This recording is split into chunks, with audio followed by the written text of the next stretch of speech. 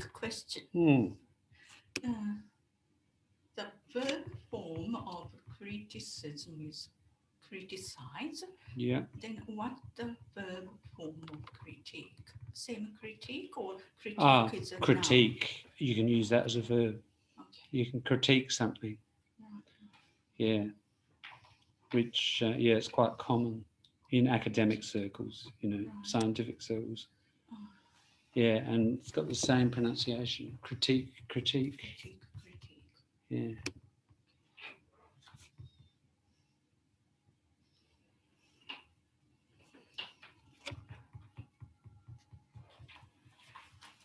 The word critical acclaim, is that only for the review of performance? Or... Hello. Hi. Hello. Is it Mingzi? Yeah. Hi. Hi, Mingzi. How are you? Welcome. I'm John. Hello, Got a small group today, I think. I'm just getting my sound right. Hang on. Yeah, can you hear me okay? Yeah. Yeah, good. We can hear you. That's good. We'll just wait for a few people to arrive. Because are you in South Australia, Mingzi, or where are you? Yeah, I'm in Australia. Okay. Oh, I'm in Queensland, Brisbane. Queensland. Oh, wow. The tropics. Cool. Yeah, exactly. Yeah. Yeah, well, we do all this from Adelaide. So.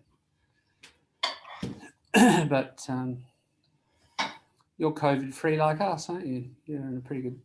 Yeah. How about South Australia? Yeah. We're good so far. Yeah. That's good. Actually, I just got my first dose vaccine today. Oh, did you? Which one? Yes, the Pfizer one. Pfizer. Oh, good. Yeah, excellent. Yeah. Right. So in 3 weeks you'll be all done. Yeah. And so far, no side effect, no pain at the arm. A little bit of sore, but I think it's okay for me. Right. Good. A little bit of soreness. That's your noun. Yeah. Soreness. Or you can usually just a little bit sore. Yeah. The soreness. Actually, Yeah. for Pfizer, it's the second one that's usually a bit trickier, isn't it? Yeah, I heard my friends and my brother have the second dose of Pfizer and they feel very uncomfortable. Oh, really? Yeah. Exactly. Yeah, actually, my second dose will come for my 12-week 12. So yeah, I'm a student at the moment. So hopefully I can didn't feel any pain, or soreness. Yeah, right. Okay, well, good luck with it. Yeah, that's good. You're getting a shot. Yes. Why is shortened interval? I'll just spin you around. Well, so we've got some people on Zoom and some people face to face, and that's good. So we're a mix. So, hi. So that's hello. Echo and hi. Hi. Hello. Wow, that's good to have face to face. Yeah. So we're a bit of a mix, and people come and go. Yeah. Large and small groups. I think small tonight because a few people are away. But... Yeah. And Galena, I don't think, can come tonight. She's travelling. We've got someone in the Ukraine who Zooms, but she's visiting her grandchild, son or daughter, in the Crimea. That's her primary purpose of being there. That's right, it is, isn't it? Yeah. Is she coming back as planned in November? Is it November she's planning to come back? Okay. Don't know. We'll have to ask, won't we? Yeah, not sure what the story is there. And I'm not sure. Are you part of the Facebook group? Maybe no. No. So what I'll do, yes, I'll just send you the link here. Because that's where I put documents and so on. And we got 2 documents we're working with. Yeah, I'll put it in chat.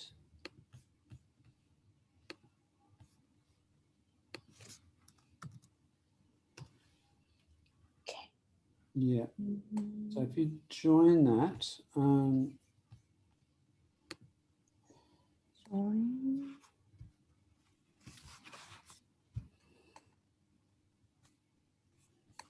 Eh? Actually, I'm already in. you're already in it. Oh, good. Okay. Yeah, I don't know that. Oh, that's good. So I'll just share the screen and we'll look at where the two documents would be. So yeah, actually we've got 4.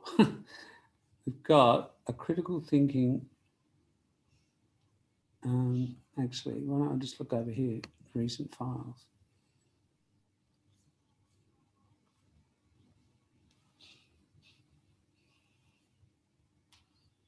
Did we have the Mary Heath one there as well? I think we did in a link, wasn't it? Not a document.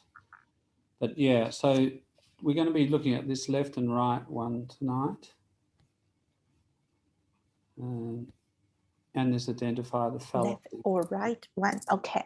Yeah. Let me download it. Yeah, so both of those Okay. were documents, but we are also basing our discussion around another document, which I'll just get for you.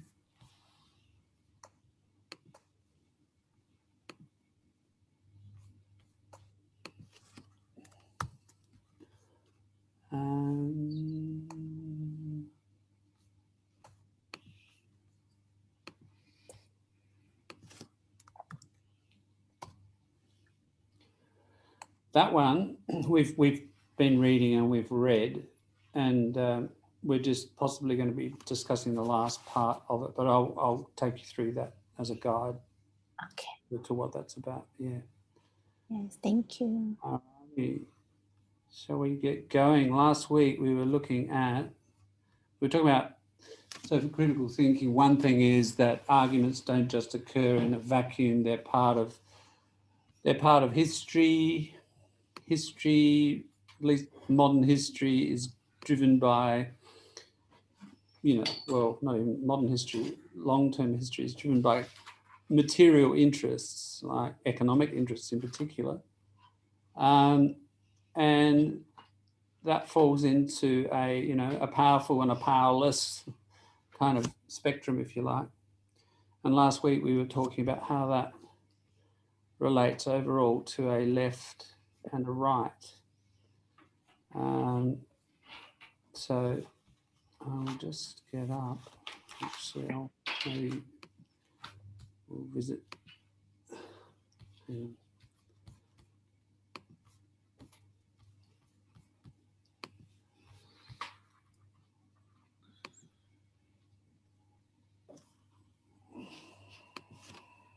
No. Okay. So basically, those in power tend to support the right. Those and in modern societies, power is usually related to wealth, like material wealth, money.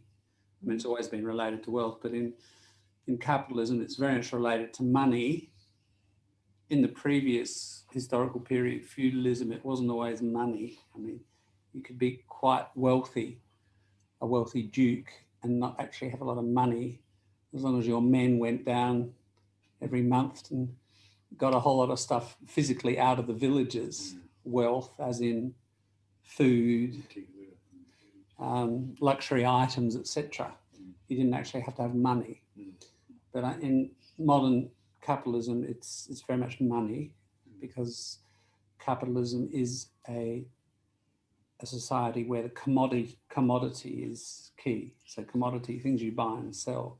To do that, you've got to have money. Okay, so the moneyed classes have the power, and that's what we tend to call the right. So last week we were talking about the idea that really it's not so much a horizontal metaphor of left and right. It's actually, the better way to understand it is more vertical. Your right wing, if you tend to want to support the current, the existence of the current order. Now, just because we're also sort of combining English and critical thinking in terms of an English question, what's a common word for the current order of things? The current order of things. Here's a clue.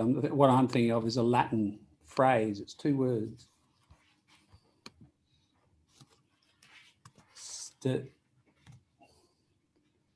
In fact, we do use definite article, status, quo, yeah, equals the existing order.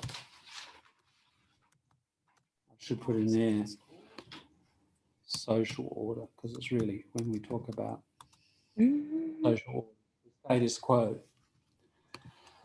In the 60s, when there was a period of, upsurge from the left, social movements, trade unions, civil rights, anti-war movement, that's the sort of, it's hard to say there's a definite beginning, but, a lot of those movements are still around today and those voices are still heard. So they've shaped the current period a lot. People called it the same thing. I don't know if you've heard typo, the establishment. Notice the capital E, the establishment. Oh, she's just arguing for the establishment. Always a capital E. Mm-hmm. It's very much a sort of a hippie kind of word, because it came out of that period where you had, and those people who were rebelling and trying to create a culture of different values, it had a very particular term, the countercultures. Counter is against. So those leftward movements that were very, quite strong in the 60s, the feminist movements, anti-war, pro-environment, etc., and all the music and the art and everything, the dress, the fashion that went along with that, the drugs, that was the counterculture. And still is referred to a bit, but don't really talk about people belonging to the counterculture anymore because it's all disappeared. Oh, kind of. A lot of it has. I mean, that's the thing. It's been absorbed into more. We see it reflected. A lot of people still look and sound like some of those people today. Actually, I made a comment on that very point, sort of like that, and Mary says it as well about confusing critical thinking with criticism, whereas like, for example, when I grew up in the 60s, coming into teeny adulthood sort of thing, like counterculture really was being seen as a, sort of wrote the odd out no hope were seen as a minority who just does not want to integrate into the acceptable norm set by the authorities. Yeah. Like we were put into a norm, and this norm told us these minority groups, they're just odd people who just don't like anything. True. Just sort of against anything. Yeah. And when I looked at my political leaning, Uh-huh.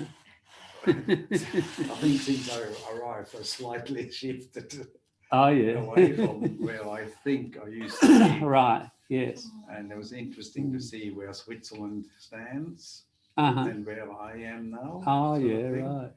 So, the two have gone apart? Yeah. Right. Yeah.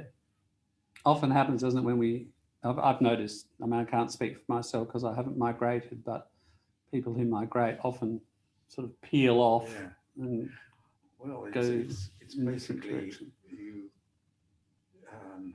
you have a you are able to have a different view, and you can make some kind of a comparison.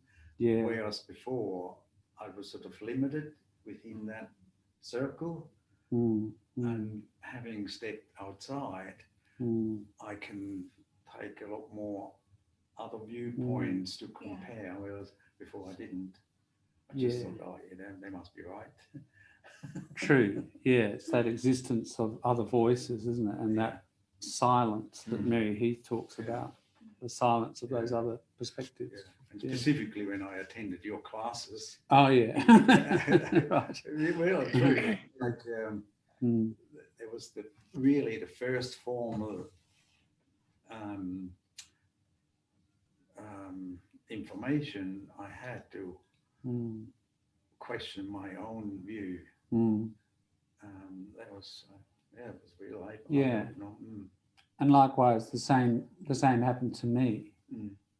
But because I guess I was living in Australia at the time, and the counterculture influenced my youth, my teenage time a lot. I think probably more than, like, for example, I don't know how big the counterculture was in Switzerland, but probably quite relatively smaller. Like we had big anti-war demonstrations because Australian 20-year-old males were being forced to go to Vietnam. So that really stirred up the opposition.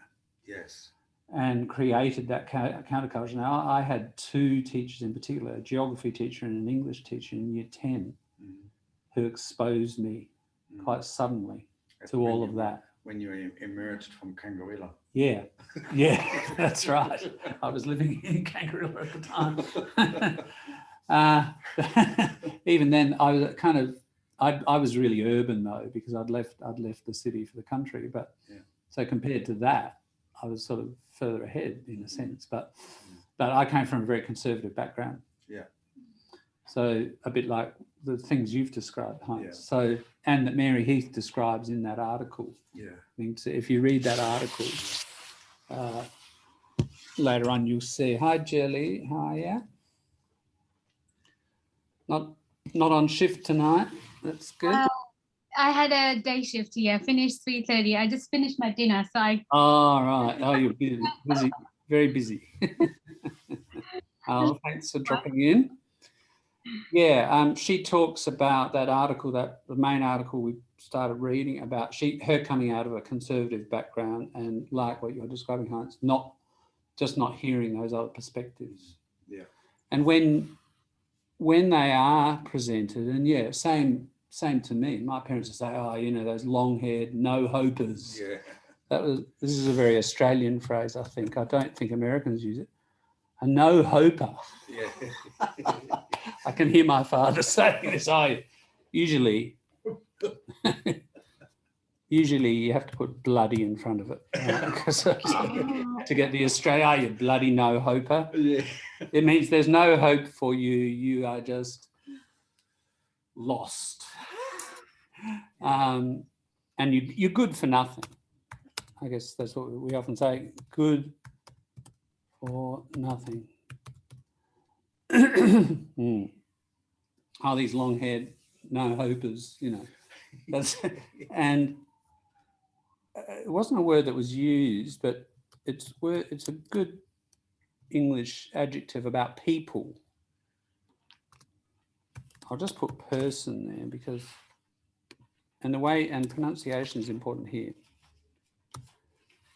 Now we pronounce that contrary. So the stress is on the second syllable, contrary. I'm sure you've heard the word contrary, you know, the opposite of something, a contrary view. Critical thinking, we often say, oh, we'll hear one view, let's hear the contrary. Contrary, first syllable stress. Contrary, if someone's contrary, it means they just like disagreeing for the sake of being different, for the sake of disagreeing. And they're not really positive about anything.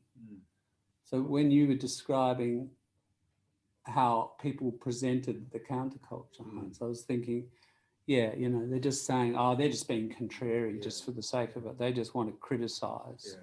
Whenever you want to just criticize, but you don't offer anything positive, you're contrary. So contra, against. So you're just against everything, not for anything. So negative. Must have something to do with Mary. It's quite contrary. Isn't it? It is, Mary, quite contrary. How does your garden grow? Exactly. So you get a clue of her personality. Yeah. Not positive. Yeah. Yeah. So yeah, you can, you know, we're talking about critical thinking. Sometimes you can be a bit too critical of everything and not, you know, what do you actually stand for? Yeah. We do have to be a bit careful of that sometimes. Yes. Anyway, we were talking about the left and the right. So really what, you know, that time in the 60s and 70s in the what we might call the West was generally a time of the relative rise of the left. So the lower levels, if we think of it, in terms of power. So women, working classes, various racial groups, including in Australia, Indigenous groups, pushed up from below and often assisted each other, both practically, organisationally and theoretically, you know, and it was a really fertile sort of time for the left. Now, 1975 is a bit of a key moment where it turns. We get neoliberalism. And that's where capitalism kind of reasserts itself and realises, oh my God, two things. One, profit rate is falling, which if you look at these people, this guy is is an economist who, he's got a very good weekly email and blog, Michael Roberts. And the guy, Esteban Mato, these Esteban, sorry, Argentinian guy. There are others, Kleiman.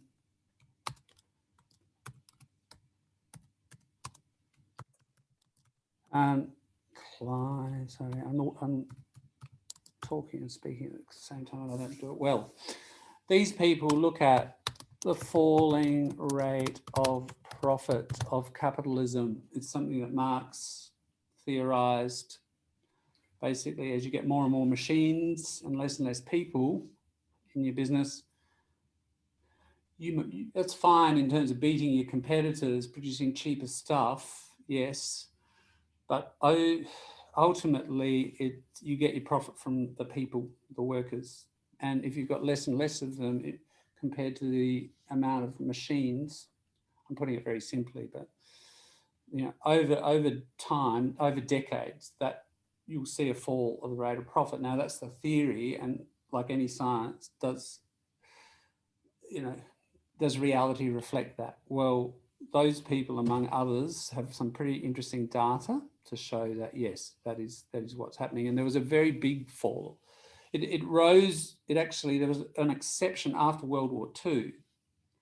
It was rising because of all the rebuilding of Europe and Japan and so on, and the Soviet US arms race, the Cold War. These stimulated the capitalist economy. However, by the late 60s, this tendency, which is quite strong, reasserted itself. We saw a falling rate of profit. That was one thing. The other thing was, that was one crisis for capitalism. Second crisis was all of this counterculture, people questioning and breaking the ideological, we've used this term,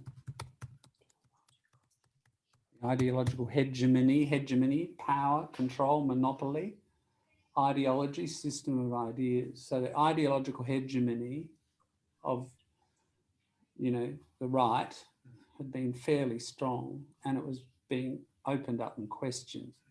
So for those two reasons, capitalists actually got together and created a number of institutions which worked pretty hard to reassert the right. And they came in two main forms, in the two main most powerful capitalist countries, Reagan in the US, Thatcher in the UK, and one of the first things they did is broke the trade unions. And I've described that before. The miners' strike in the early 80s with Thatcher, huge, literally physical battles in towns for many months, many months. Reagan did it with a very different group, with pilots, airline pilots, and relatively privileged, wealthier. So they didn't actually get the popular support that the miners did. But they were a powerful group, and it was a union. And once you broke those two powerful unions, the other unions saw what had happened, and they were much more timid.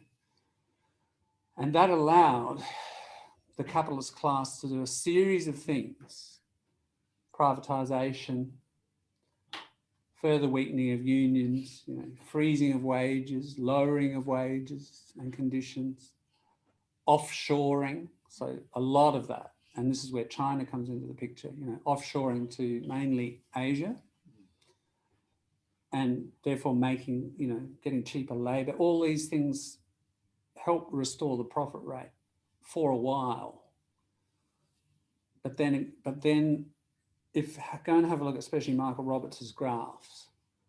If you just Google Michael Roberts falling rate of profit, have a look in image search, you'll see these pretty amazing graphs of recovery, and then there's so capitalists try these various strategies, and then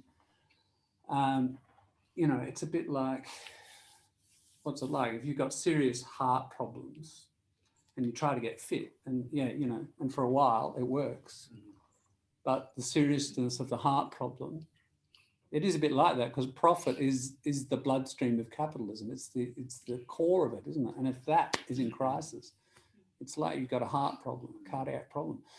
So you try what you can and you get better for a while, but the tendency comes back. It's a really existential problem for capitalism.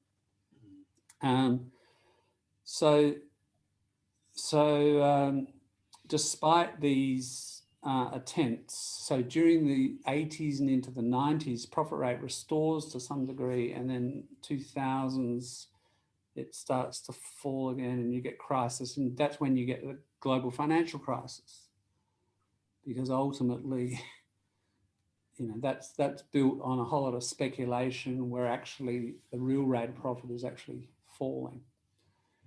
Anyway, and then we've been in a rather interesting state ever since, in the last 10 years. Is that with,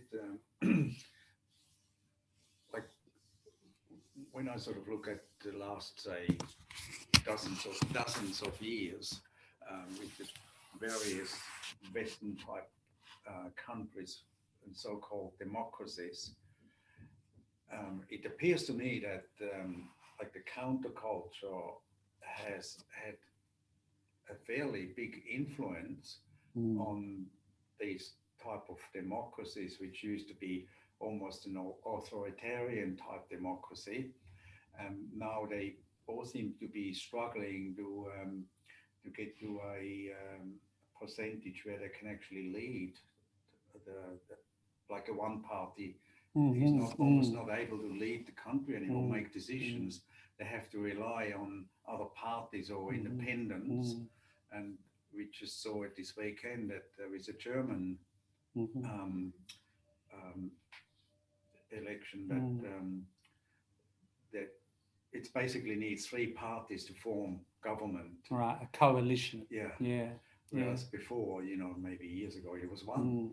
And so that has pretty well weakened that authoritarian democracy in a more sort of more equal opportunities for more different viewpoints, maybe. Yeah, I think that's right. It has, hasn't it? It's dispersed. Yes. But that's true. But what we have seen in this period of, like, from 75 on, and I'll just give you the name of if you do want to read about it, a good summary, and an interesting guy. Anyway, his book, A Brief History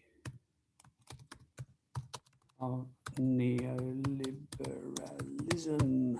Yeah, so he dates it from 1975, beginning in New York. New York City is the first group to experiment with this. Then it moves to Chile, where the Pinochet dictatorship takes it up, which was installed by the United States after 1973. Then it goes to Reagan and Thatcher, and then it, you know, that's a big strategic shift, and then it moves around the world, and we're in that state today where the right are fairly dominant. So what you're describing, Heinz, is that's true. That countercultural, I guess, set of tendencies had its impact, and complex in multiple impacts. And you know, even today, I think things like, say, equal marriage and things like that are the long-term consequences of stuff that was started in the 60s with the feminist movement. So it's still there, and it's led to this breaking up, I think, like you say, but it's all in the context of this overall rightward shift. So what you tend to see is, if you look at a ballot paper of the Senate in Australia, and I mean, this is something we're going to talk about more tonight, is like, if you said, okay, who's left, who's right, and who's centre?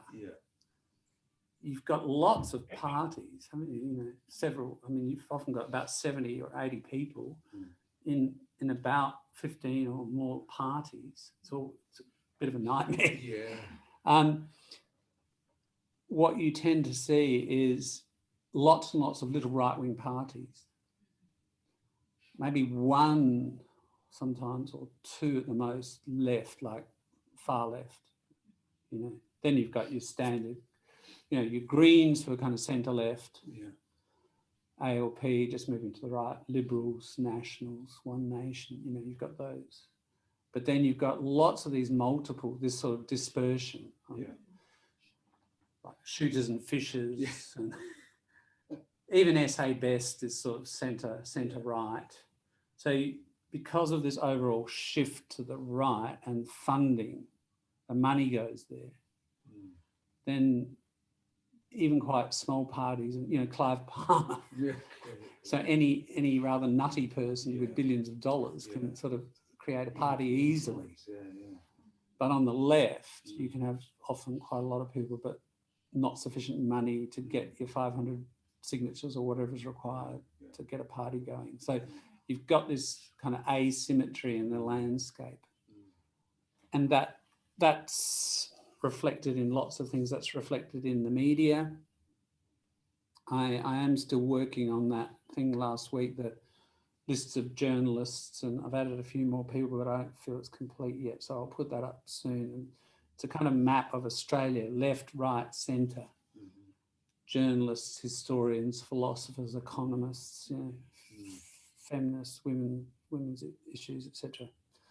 But again, it tends to be skewed when you don't have a balance. Skewed to the right. Skewed is like not up and down. Like statistically, we talk about statistics being skewed. Yeah, so that's an interesting combination of, you get that diversity you're talking about, but there's skew. And that's pretty much true of the United States, Europe generally, I think. And that skew thing probably goes like this here, sharply up at the end, where the money is. Yes. The big money, which also influence, like, you know, big banks or big companies can create a GFC, for example. Like it's a very small minority up there which can influence the whole world. True. Really. It's a small number, isn't it, who have very high levels of control. Yes. And under neoliberalism, and again, I think Michael Roberts has graphs, but again, you can find them pretty much anywhere, as you'll find over the last 20 years that the top 10% have increased their wealth proportionally. The top 1% have increased it even more. The top 0.1% have increased it even faster, and the top 0.001% have increased even more. The smaller the more elite you get, the faster the growth of wealth. Yeah. So it's a very polarized. And so what you end up with is a very small group of people who control quite large amounts of wealth. Yeah. Which, just to throw something in, and it's something we can look at later if you want, because in this group previously we have been doing stuff on the history of China. If you let capitalism go, that's what capitalism does. I mean, this is a result of, neoliberalism and free market. When you do that, you get this amazing concentration, centralization of wealth within a few decades. Now, China has opened up and done that. And I would suggest right now, those battles in China with Jack Ma, and other billionaires, and the suppression of celebrity culture and other things, it's the party realizing that, these groups have got really, really pretty powerful and in the hands of only a few small people. And if that continues, they may actually overtake the power of the Communist Party. So it's a critical moment, and Xi is an expression of that need of the Communist Party, as they see it, to ride the tiger, keep capitalism under control, because it really has grown incredibly, successfully. It's part of its success. Interesting what they do is the present problem they have is what do you call it? A company, that real estate company. Yes. What's the? We've got a few experts here. What's the company called that's in debt crisis at the moment? Evergreen or Ever. It's the real estate one, isn't it? Yeah. And there's been all those people knocking on the door at Shenzhen. Well, I think. Can I ask you guys, what's that name of the Chinese company which is in crisis, and that's the one Heinz is talking about? That actually, I'm not so sure. A lot of investors have lost, or look like they're going to lose, a lot of money. I haven't had time to have a look about it. Right. I did, 6 days in a row shift. Oh, really? Oh my God. Exhausted, Jelly. Yeah, actually, I didn't check as well because I'm studying at the moment. And actually, I'm from Taiwan, and usually I really check the Chinese news. Right. Usually I watch ABC News, and didn't see a lot of Chinese news. Right, you've had your head down studying. What are you studying? I'm studying Master of Pharmaceutical Industry Practice. Oh, okay, right. Yeah. Pharmaceuticals, right. Relevant topic at the moment. Yeah, but there's a big crisis there, isn't there? Have you got the name? Evergrande, yeah, that's it. Evergrande? Evergrande. Right. Yes. Evergrande. Yeah. They could easily cause, like if the government doesn't support them, they can easily cause another world. True. Money crisis type of thing. Yes. It could be a big financial crisis in China. Hundreds of billions they owe. Yes, and from what I understand, I was just reading today, it was this idea of too big to fail, isn't it? That was the phrase that went around after the global financial crisis. Is the government won't let some of these companies collapse, because if they do, it'll trigger a total collapse. Yeah. So there will always be that guarantee, so we can risk a lot of money. Well, that seems to could be the difference between like the Western governments saving a company like that, whereas maybe China trying to subdue this power of large companies to bring them back down to a few levels, whether they actually support them or not. That's not really assured at this stage. No, it'll be interesting to see. Yeah. Anyhow, sorry. Yeah, no, they there's not the control that perhaps they wish for. Just lost them. Oopsie. Just Yes. 11. What's happened there? Did we lose the Zoom altogether? Ah, That must be the plug again, yeah. that plug. Need some super glue. Sorry, Zoomers. There you go. Sorry, we're back. Yeah. Okay, so with that bit of rambling around we've done. No, we've all been doing it. We're on the agenda today was to finish that stuff on the left and the right. So on the Facebook page, we had last week we were looking at just to get, we've already been talking about left and right, and you can see how much it's coming into the discussion, and it will continuously. So we need to get clear on the left and right stuff. So last week we were going through, I'll just get it up.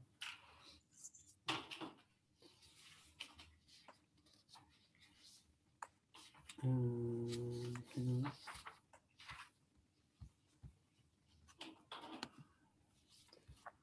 Sorry, I'll just stop sharing for a second and find it. It's on the Facebook page. It's called Left and Right, Left or Right, for those who are zooming. And there it is. We got about halfway, didn't we? We got there's about 20 of them, and we got through about 10 of them.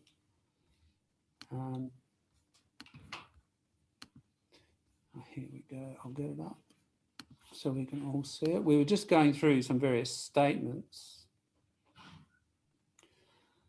and we did.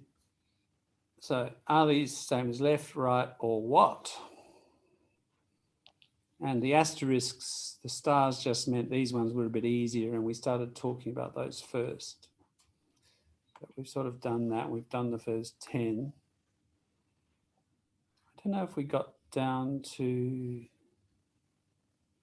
well, let's just warm up with number 10 and 11, and then we'll move on to, I'll hand over to you guys. You can discuss in pairs what we've got here. So the only social responsibility of a company should be to deliver a profit to its shareholders.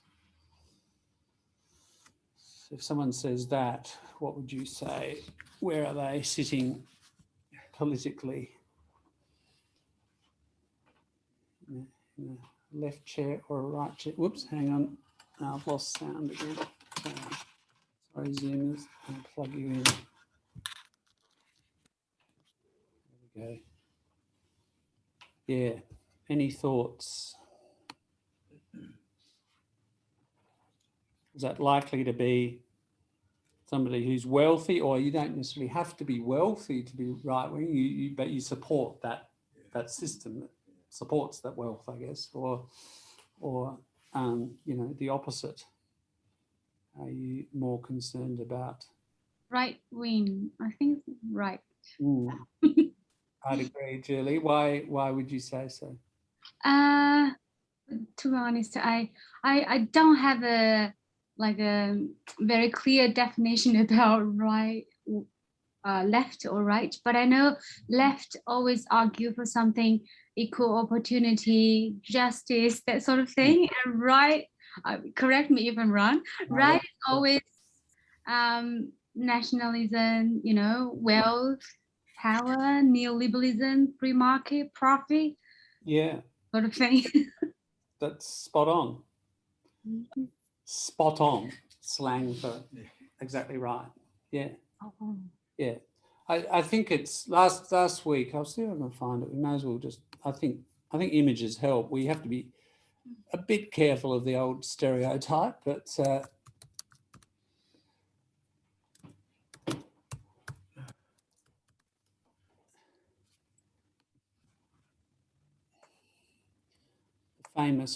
famous one.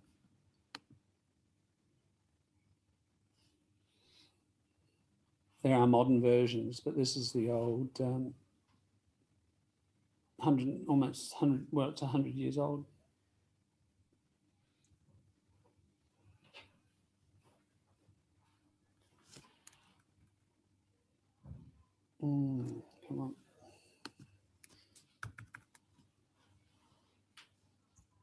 not getting a big picture there, but we'll use it anyway.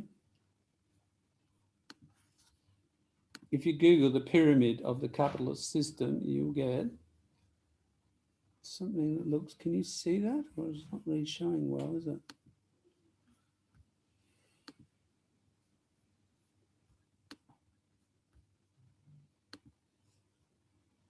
No, don't know what's happened there.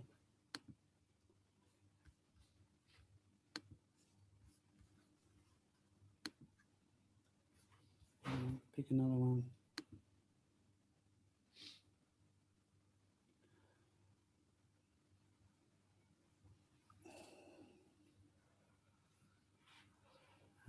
Very slow internet, sorry.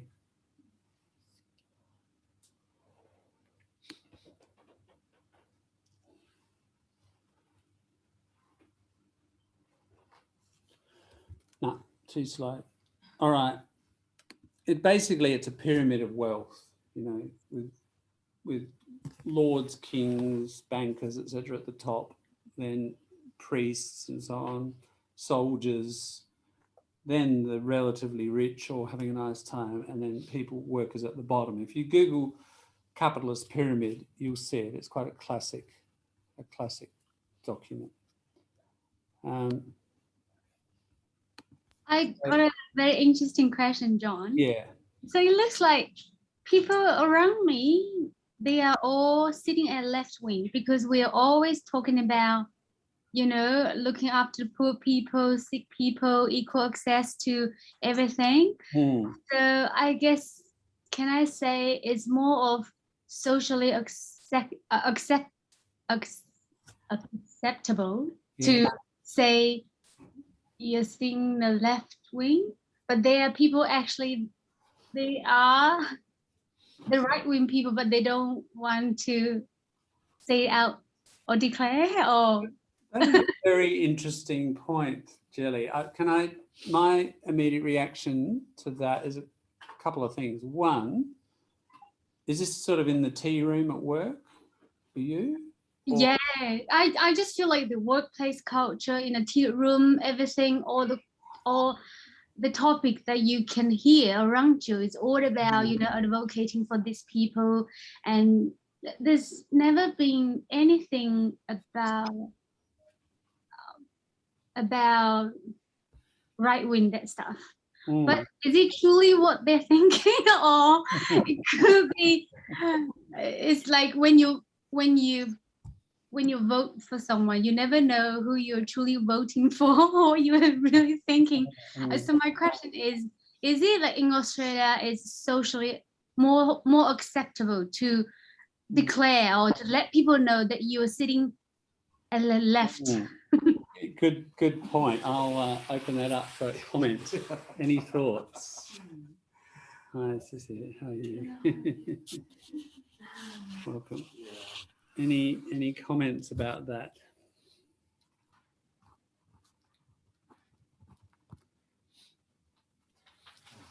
Well, I personally tend to support your questioning this, whether they are truly would be acting to what they are actually saying. Acting and talking is a little bit of a difference there. I think it's easier to talk about something really feeling good about it than making a challenge to that could possibly lead to an argument. I think it's easier to talk about nice things.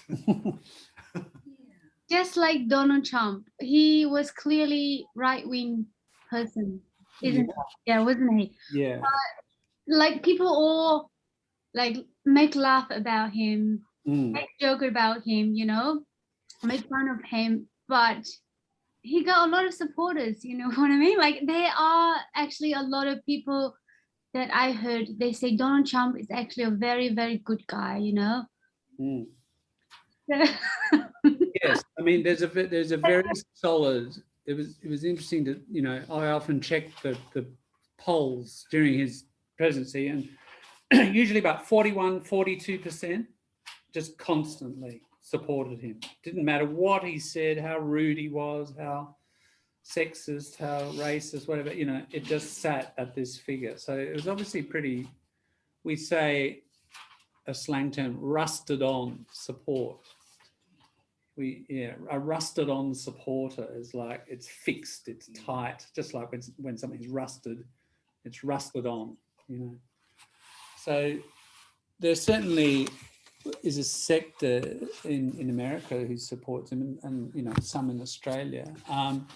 But it's interesting you mentioned Trump, because that was one of the two things that occurred to me, Jelly. One thing is, two elections or democratic processes that were surprising to everybody in the last few years. One, the election of Donald Trump.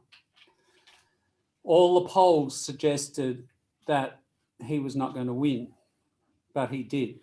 So people in surveys, I think the effect you're talking about, they will say, more people will say they're more slightly to the left than reality. When they actually go to vote, there's only about sort of 3 to 4% difference between the survey and the reality, but it's enough to make that difference, because as you know, a lot of elections are very close in the West.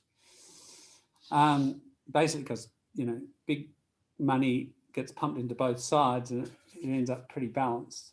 The other one was Brexit, the Brexit vote, you know, the UK leaving Europe. Now, all the polls showed that vote was going to be lost, and yet the Brexit people won. So again, the surveys are not fitting the reality. And this was a couple of years apart at least, wasn't there, between the two? And there was a lot of discussion about why these very sophisticated professional survey companies were getting things wrong, and not just one company, over and over, you know, several different companies, all getting their business from this and getting it wrong. And it seems there is this effect of people thinking, to be conservative and right-wing is not socially acceptable. I won't say. Even anonymous condition, they don't. That's right. Even, that's interesting. Yes. That was what a lot of people said. Oh, it must be because of that effect. I think, yes, that's possibly true, but I'd add another thing, and that is that the right-wingers who support Trump and support Brexit, as we know, they tend to be conspiracy theorists as well. And they tend to think, oh, I don't like big government looking at me and watching and so on, you know, and they're looking into my individual affairs, and I'm for liberty of the individual. So someone like that, when they're asked a question, will possibly deliberately give the wrong answer. Right? And all you need is like 2 or 3% of people to be, you know, the real far righters will probably not, I think, give the right answer. They purposely, you know, they don't like those sort of surveys. They're intrusive for them, and they deliberately try to disrupt it. So I think that there's that element in it as well. Don't know how you ever test that theory or find it out, you know. There's a PhD in there somewhere.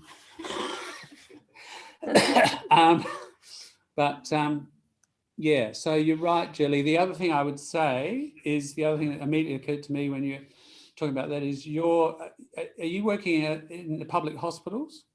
Yes, public hospital, yeah. Yeah, so public system, so public workers tend to be more on the left wherever it is, whether it's administration or Department of Roads or, you know, anything, but especially health. People involved in health are all about human need and, you know, compassionate concern and so on. You know, not everybody, but there's that tendency, you know, and especially the nurses themselves. So yeah, you're combining, you know, a human caring profession with public employment, and that's got its own little bubble, if you like, of generally left tendency people. It was a bit like when I was working in TAFE, you know, it was public, it was about very human-centered teaching markets, multicultural. Most of the people there were women, you know, and all those that combination made it a fairly left-leaning kind of workplace. So yeah, demographically, workplaces have their own sort of cultures, and sometimes if that's the main place you inhabit, you think, where are all these people who vote for Scott Morrison? You know, where are they? They're there. Yeah, they're there. They are there. You just have to. Well, what would you go to, Heinz? Maybe go to your local RSL club. Yes, the Returned Soldiers League. Oh, yeah. Right, the soldiers veterans. Now, you know, they tend to be pretty right wing. Just as an example, I mean, you know, pick your institution and go along, and you'll find them. Yeah. Also, if you attend any business people gatherings. Indeed, yes, true. A Chamber of Commerce of South Yeah, Australia or something like that. True. Yeah. So all those pockets kind of add up to what we have, and it's not necessarily a balance. It can be skewed. And currently, we do live in this skewed environment where the right dominate. So back to our practice here. That is right. Number 10 is a right-wing thing, isn't it? Generally, the only social responsibility of a company should be to deliver a profit. So if you're thinking just about profit, it's whoa, that went a bit weird. Yeah, it tends to be right wing because you're just thinking about companies earning money. What about the next one? Those with the ability to pay should have the right to higher standards of medical care. And it doesn't just have to be the nurse who answers that one. So if you've got basically, if you've got more money, you can, you know, get the better, more expensive drugs perhaps, or better treatments, because you've got more ability to pay. Where's that sitting politically? What do you think, I Cecilia? guess, yeah. So if you live in a country that is like not communist, I guess.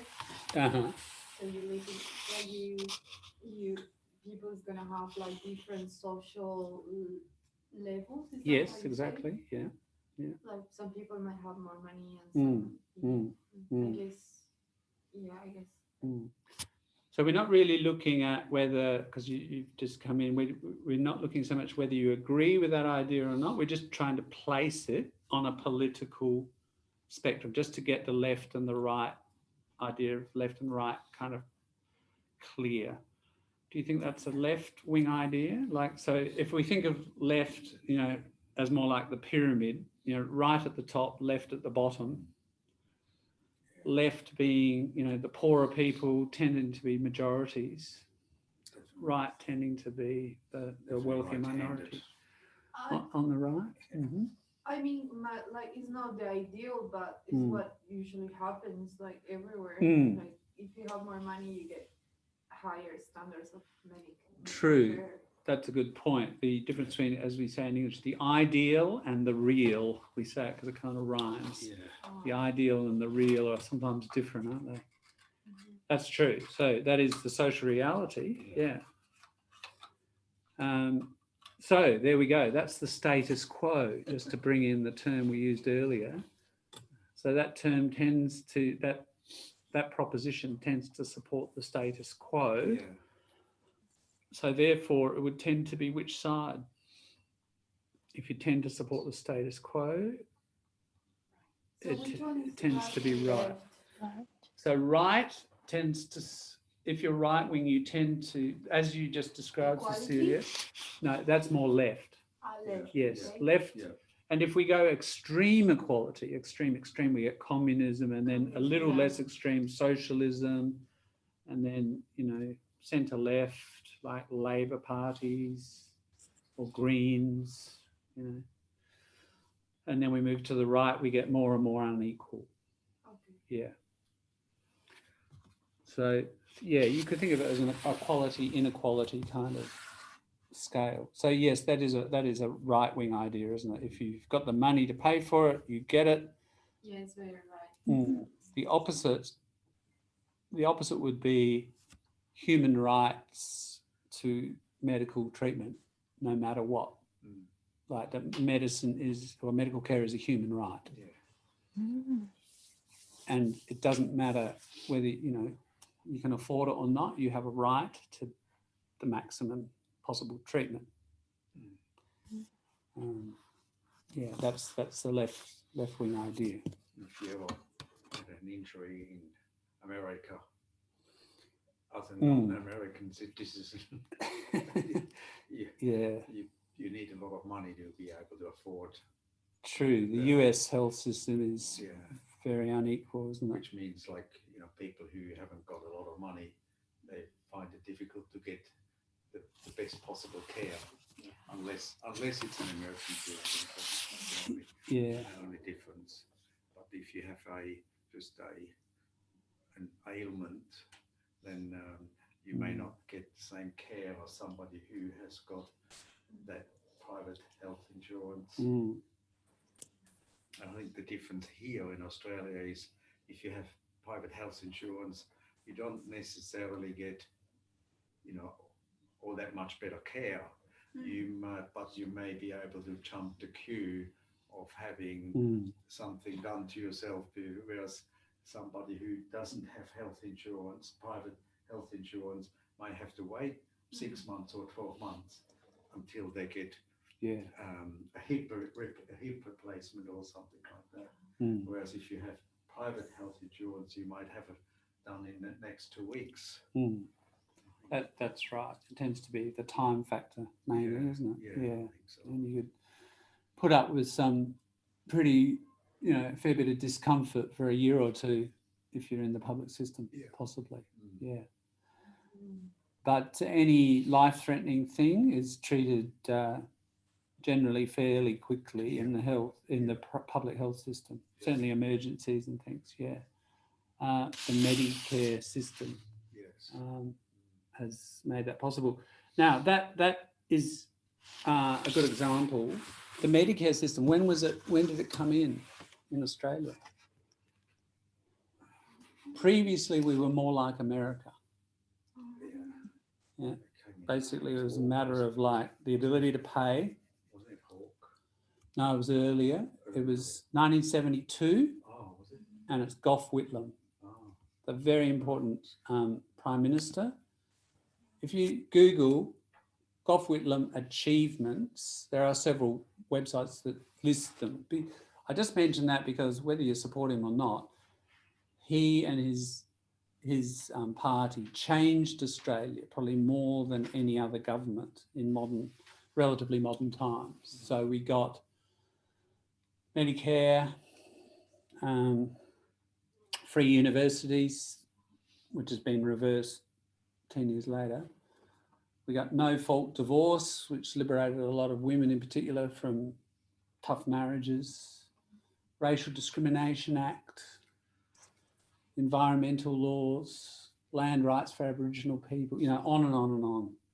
Recognition of China. I think Whitlam he even beat Nixon to China to shake hands with dear old Chairman Mao. You know, he was very quite a leader in social change. And again, 1972, it's before that magic date of 1975. You know, it's when the left was strong and the trade union movement was very strongly behind the ALP, the Labor Party. And there were a lot of trade union people that moved into Parliament. So it was a more left-wing ALP back then. And the ALP overall has moved more and more to the right. But so what we saw are these really quite huge reforms. So, our current medical system, it has been watered down a bit, taken to the right a bit, like everything. But overall it retains its structure. I would argue that's one reason why we've probably done well, relatively speaking, with COVID, because we've had a pretty good, strong public health system and well-trained people within it, who have, you know, epidemiologists and doctors and nurses who have really managed to, you know, do a good job there. Compared to, look at England and Thatcher. You know, Margaret Thatcher, what happened in England was that reform of the medical system happened a lot earlier. They went to a free system under Attlee, Attlee, straight after World War II. The young soldiers all came back from the war, and there'd been a general leftward movement, an anti-fascist movement across Europe during World War II. The resistance to, you know, in France and Italy and Britain. And so that anti-fascist left had been mobilised, and then in various countries we saw kind of left-wing governments, and in England you saw Attlee, and that was a very hugely reforming government, and they introduced the National Health Service, which was like Medicare. But then Margaret Thatcher just dismantled it, so that 40 years after Margaret Thatcher, COVID, you know, public health system was pretty ruined. So Britain hasn't done well, and America, you know, never had a left government that really nationalised medicine in that sort of way. It was always more privatised and right wing. So, I mean, it's not the only reason, you know, but it's a factor in the COVID response, I'd say. Yeah. So, look, what we've got is, I'll just read them out, and because there might be some words. So, shift over from me to you now in terms of talk time. And what we're going to do to just try to clarify this left-right thing, because you can, as you can see, it's coming up all the time in what we need to talk about. We need to get this pretty clear. So I'll just read it out, and please let me know, and I'll explain some words and let me know if there are others. A genuine free market requires restrictions on the ability of predator multinationals to create monopolies. So multinational, a company that's across many nations. So, you know, Apple, Facebook, McDonald's, etc.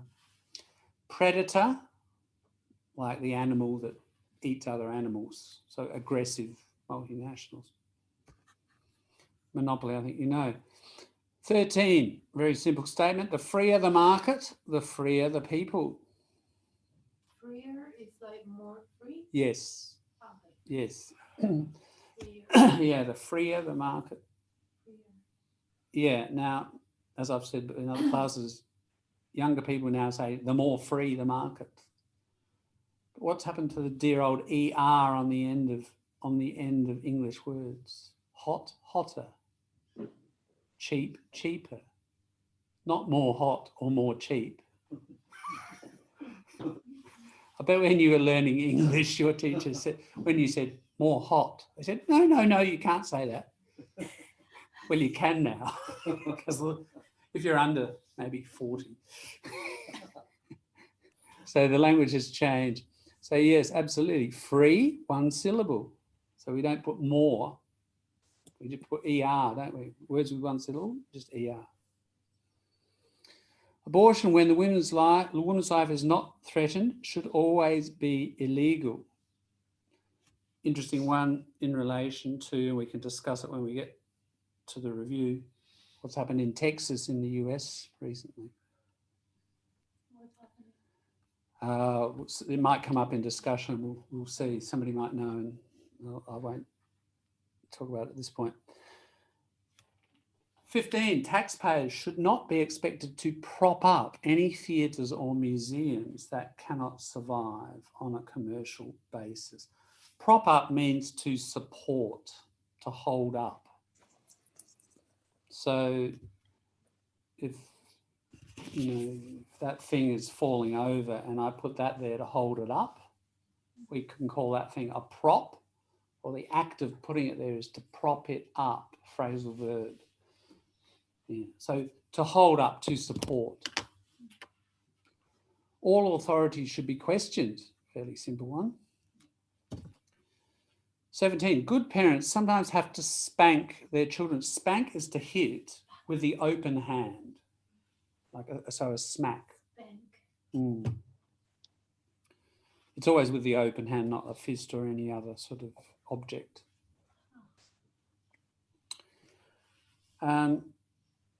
So philosophy of discipline, I guess, or upbringing of kids. 18, the prime function of schooling should be to equip the future generation to find jobs. So the focus being on getting them jobs. 19, there are no savage and civilized peoples. Peoples, notice the S on there, right? When you've obviously, learned early days of English. Person, plural, people, but we can have this strange other word, peoples. And it's when we're referring to many different ethnic and cultural groups. The peoples of Asia, the peoples of the world. It means the different cultural groups. There are only different cultures. So no superior or inferior, just difference. Is it left or right?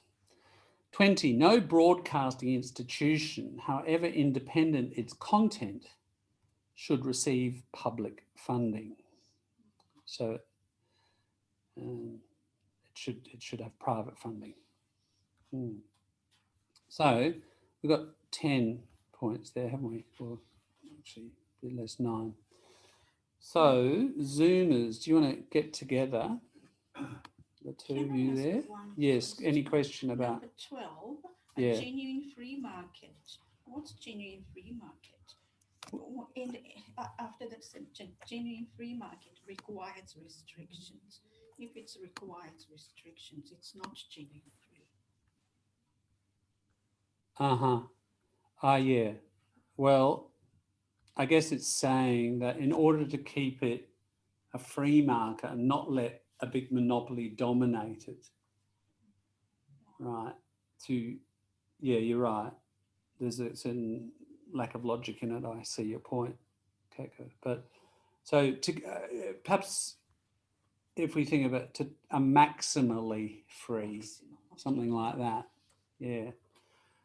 So the idea that we've got to try to control the very big companies in order to have the freest market, and not get monopolies. Yeah. So what we'll do is Zoomers, I'll create just a room there, and if you two would like to jump in there and just throw around some ideas for 10, 15 minutes about what you reckon, where you reckon these ones sit, on the left or on the right, and we'll have a chat face to face, and I'll drop in on both, all right, and see how you're going. Okay, go for it. So Zoomers, you're seeing a little breakout room come up there, are you? Just no, you're not, because I haven't opened the room. There we go. Now you should. Sorry. Yeah. All right. Jump in there, and we'll catch you in a little while. Number 12, isn't it? Yeah. So go for number 12 on. Cecilia, do you have that list, or you got a phone? You find it on Facebook. Ah, right. Oh, you can have mine. Oh, thanks. I copied the questions. Oh, you got the question. Ah, right. Ah, very smart. Okay. You can even put the answers in between. Okay. So the first one. 12. Number 12. It's need restrictions against the monopoly. So it's a left-wing idea. What do you think? I don't really quite understand the idea of the question. Yeah. I think the idea is, or the question is, should, like, let's say in Australia here, should big companies be allowed to have a monopoly? So, for example, let's say Woolworths as a company, should, or Aldi or whatever it is, should they be able to have an exclusive monopoly over that other people can't get into their market, that they're controlling a market, or should other people be allowed to be in there as well? It's sort of, but it feels like, especially here, like most of the market, like they sort of like monopolize everything, like Big W, like It's these like big ones, and they like you go to the store and they have everything literally, and they sort of monopolize. Yeah, and that's the question: is that a good thing? Hi, Anthony. How are you? Is that a good thing? Thank you so much, my teacher. How are you? Yes, thank you so much. Yes, nice to meet Good. you. Nice to see you again. Have a great new week. Yeah, thank you. Yes. You too. You too, mate. Sorry, I'm quite late. That's I'm quite okay. late due to my No my problem. private job. No worries. We are Yes. just moved into discussion. That list of Okay. left and right from last Yes. week. We're just looking at number 12 to number 20. So Yes. I can put you in the Zoom group. Yes. Assign And group yeah, can one. you send me the data, the document? The We document on the. Are you in the Facebook group, Anthony? Oh, I can. really? Hang on a second. I can find Yes. it for you. They can have all the Yes. power. Yeah. So that should be restricted. So that's I'll just find the link to the Facebook group because it'd be good if you joined that anyway to get the. Thank you. Yes. You can help me. Hardware shops, Here we go. and a little corner stores, and from people migrated into Australia. They had the whole family was working there, and they all disappeared. It's only the big ones now. So it's a very left. It's very clear with Bunnings, isn't it? How those little hardware shops, just all of them died. Yes. I mean, there really used to be one in every suburb. Nothing at all. No. Yes. Sorry, Anthony, I'm just having a bit of trouble getting this group up. It's just very slow internet today. There we go. Well, see, that's another difference. Like back then, they had, let's say, had 1,000 things in the shop. But if you go to Bunnings, they had 50,000 things in the shop. Here we go. I'll send it to you in chat. Yes. If you Oh, go there I get in it. chat, Yes, I got it. Thank you. good-o, Yes. then Yes. you should be able Oh, to find. I'll just show you. Yeah, absolutely. We'll be using that one. identify the factories. Not that one, not that one. Just go back one to one more week. There, see that left or right? Okay. Yep. Left or right? Yes, left or right. Yeah, that one. So if you open that up, Yes, thank you. we should be right. And then I'll put you in the. I'll put you into the. Assign you to room 1. So jump in there with Julie and Mingse and have a chat. Only the people at the top of the pyramid have not really at the bottom. Side. Communist, my understanding is Communist Party, Communist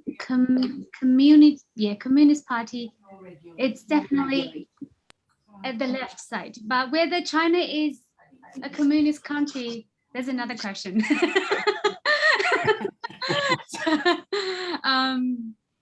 Yeah.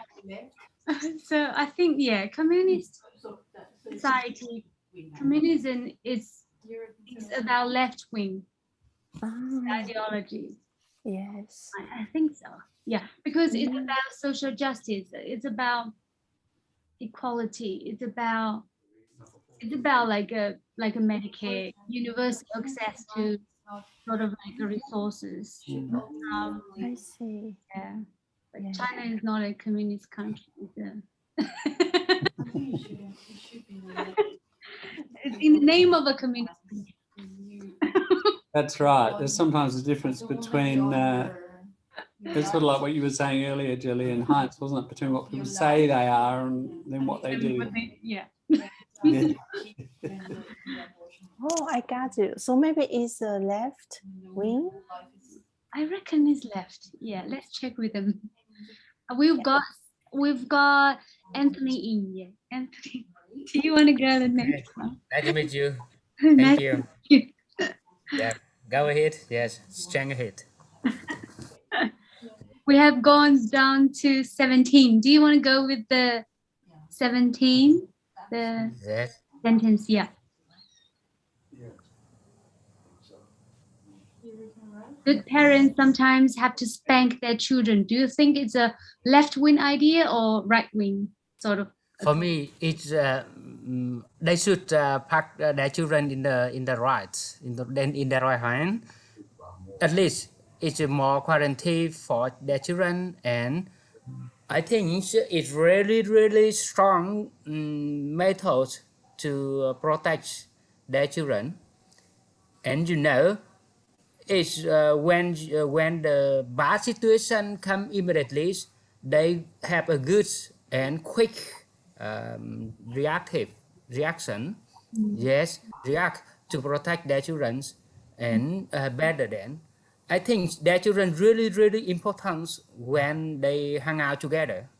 So they must be careful and keep them in the right hands. For me, not at all. Yeah, Anthony, I was just saying before that it's with these issues. I mean, we can certainly express our position on it, like whether we agree or disagree. But Yeah. the main point is to just locate it. Is it a left idea? Is it a right idea? Just so that we're getting clear about what is left and right. Yeah. So it's more about where that speaker is coming from. Are they coming from the left? Are they coming from the right? Yeah. So yeah, strong authority. I think it's strong authority, at least. Now, I guess one thing we have to think about, it's a bit tricky, isn't it? Because this list of questions is designed probably in America or Canada. I think Canada, that's where this website is, thepoliticalcompass.org. So anyway, it's a sort of Western European kind of thing, and it fits Australia. It may not fit, yeah, again, China, interesting animal. It does fit. I never thought about this sentence would relate to any political stand, right or wrong. I think it's just a culture thing, you know. It's so common for parents to spank their children. But if we're talking about the political position, I think this is sitting in the right, because they is not advocating for the children's right. Yeah. Yeah, that's right, isn't it? It's like is it top-down authority? And right wing tends to be top-down authority, preserving the pyramid. And in a sense, you know, the parent is like in the house, their own little dictator. I mean, some households have that view. Some parents have that view, you know, and it's not.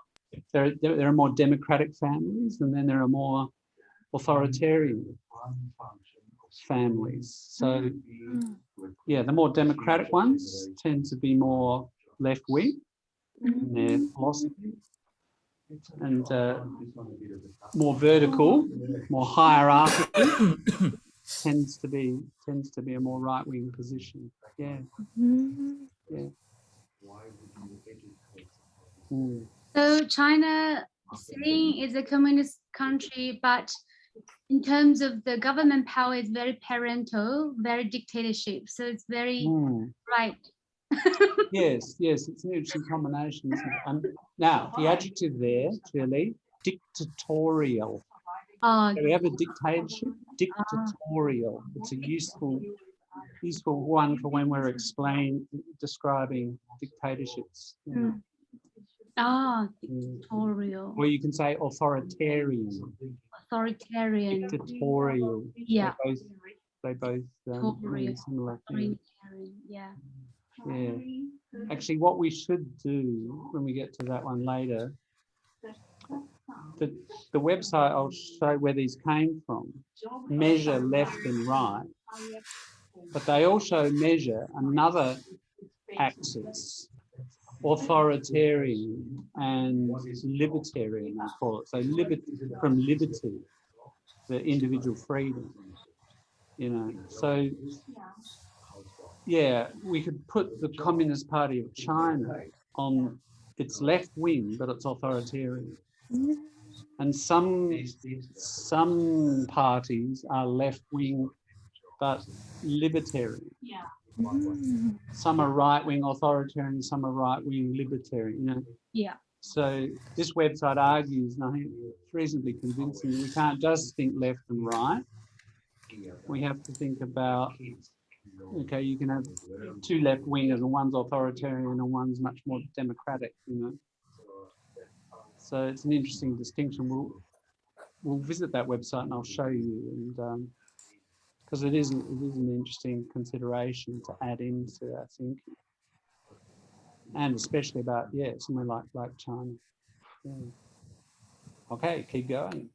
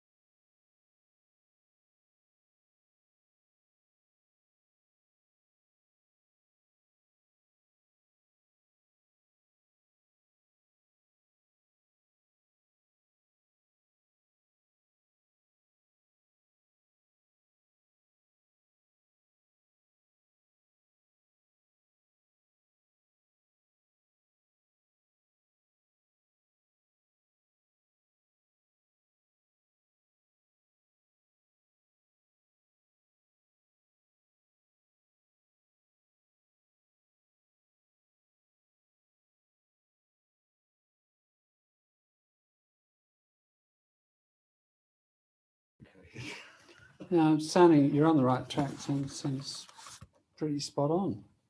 So that was 18, was it? You got a couple more to go? Yes. Mm, 19. There are no savage and civilized peoples. There are only different cultures. That's Yes, I think it's however should receive public independent. Yeah, I think it's right wing. uncivilized. Why do you think so? Can you tell us more? No broadcastings in the session, however, independent using content should receive public. It's sometimes it's right hands, right wing. However, I don't know is exactly true or not. Which one's the Yes. one you're discussing? The number 20? Yes. Like a radio, Mm-hmm. TV, however independent its content should receive. I think it's a right-wing idea because no broadcasting institution, however independent its content, should receive public funding. So if we shorten the sentence, means no broadcasting institution should receive public funding, which means as a broadcasting institution, you have to fund on your own. You need to make profit. They need to be based on commercial. But I think left-wing would say that we need some public funding so that we have independent opinion. We don't rely on a capital or someone to like a financial contribution from someone, and then they don't have their independent opinion or they can't advocate for the disadvantaged people, poor people. I don't know if I'm. Yes, that's well put. No, very well put, Julia. Exactly. Yeah. So media that is supported by big companies that buy television time, don't they? 30 seconds is like $20,000 or whatever. And Bunnings buys, $40 million worth of advertising or something from Channel 7 a year or however much. I'm just making it up. But, we'll only hear the voices that those big companies want on that station, because very often if there are voices that Bunnings or Harvey Norman or Woolworths or whoever doesn't like, they'll get on the phone to that Channel 7 and say, what the hell was that person doing on there? We're going to withdraw our advertising from you. So, they have a lot of control. Yeah. So that's the argument for some public funding. That's the left argument for the public funding. Whereas the person claiming this just says no public money should go towards broadcasting. Yeah. So yes, you're right. It's right wing. Cool. I think the other group's finished too. So we might jump back to the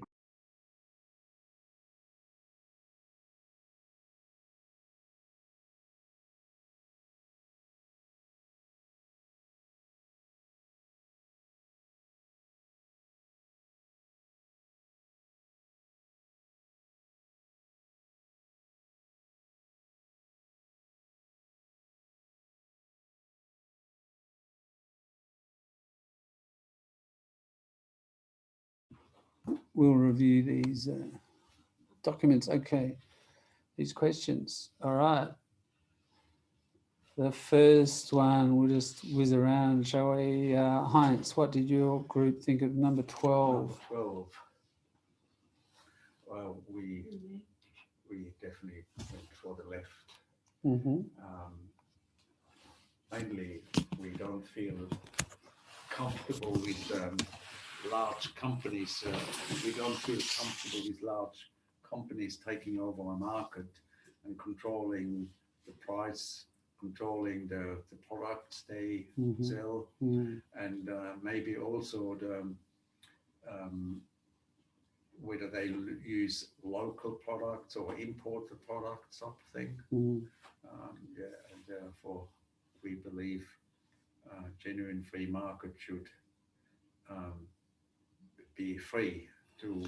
Right, but again, it's not so much whether you agree or not, but it's where whoever's saying that, where are they coming from? Are they coming from the left, yes, or are they coming to the right, from the right?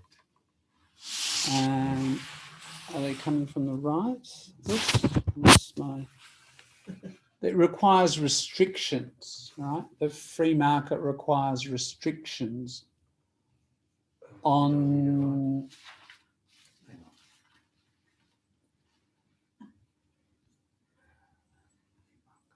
Yeah. So we came up with the left. yeah, that's right. It's more of a left thing, isn't it? So the wrong question. right. Yeah, it's more of a if you're wanting to restrict markets or companies to stop monopolies. That's right.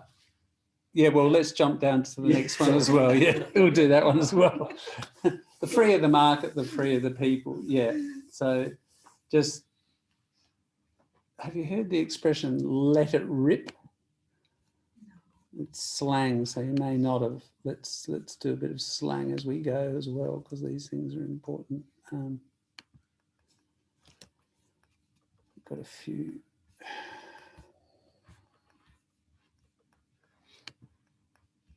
I'll just get the document up so you can see it, and I'll write it down.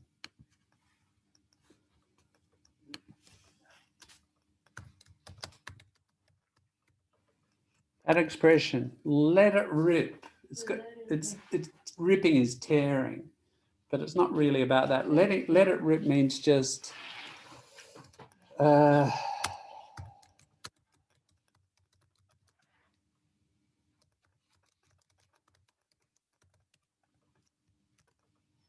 just let it happen. It's like, let it happen. So I'm just trying to think of a practical example. I don't know, you're a builder and you've got a big truck full of dirt, and someone says, I'll just let the dirt come out carefully. And somebody says, no, just let it rip, just tip the whole thing, tip it and let it crash, come out. We're in a hurry, just let it rip. We've got the next job. Let it all come out, right? Like a downhill mountain biker. Indeed, a downhill mountain biker. Let it rip, yeah. Or people driving, let it rip. Put your foot on the accelerator and just let it rip. Go as fast as you can. So, if I'm thinking of this in terms of the market, if you extreme right-wing neoliberal, you just say the market, just let the market rip, just let it go, and don't restrict it.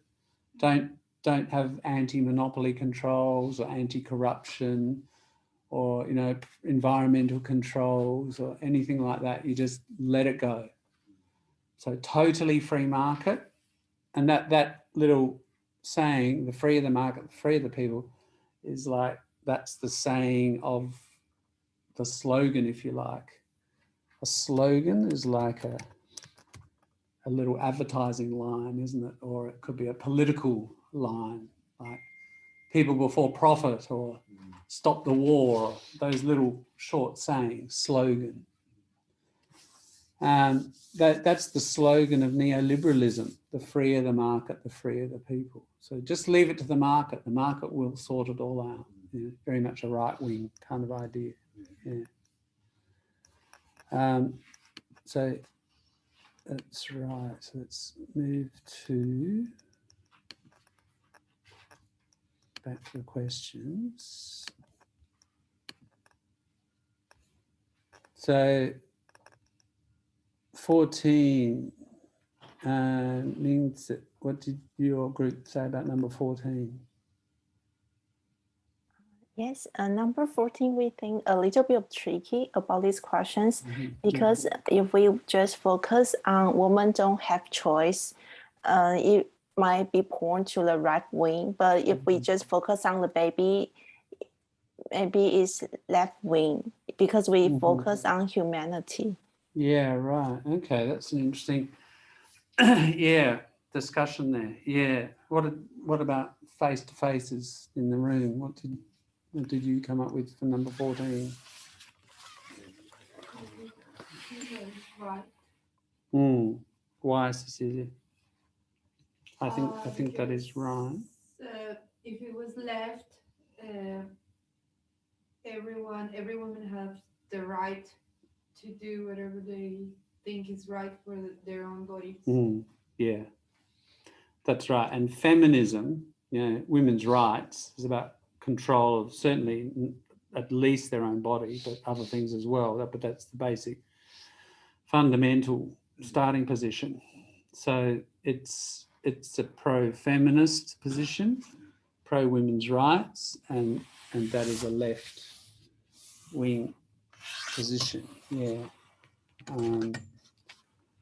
And that's indeed what we see out there in broader society. The right tend to stress the right of the fetus, the unborn child, but then there's the medical argument that it's not a full human life, etc. So there is that debate. So you just got to, yeah. My mention of Texas is that Texas has just recently passed legislation to make abortion illegal in the US, and there was a very important case in the 70s. I'll just put it in here. It was called, you can look it up, Roe versus Wade. These two, in a court case. 1973, I think it was. And it was a federal court decision, and what it meant was that basically that abortion was legal within the United States. Now, that has remained for, almost 50 years. And now it being overturned. And it looks like a number of other states may follow. So, it's not under Trump, but it's post-Trump. And during the Trumpian period, the right got a lot stronger at all sorts of levels, federal level, state level, all sorts of institutions. So it's kind of a delayed effect, people are arguing, of right-wing Trumpism, and part of that general shift to the right of US life. So it's a big move, and being very thoroughly discussed there for sure. 15, Cecilia, what did you guys think of number 15 about the theatres and museums?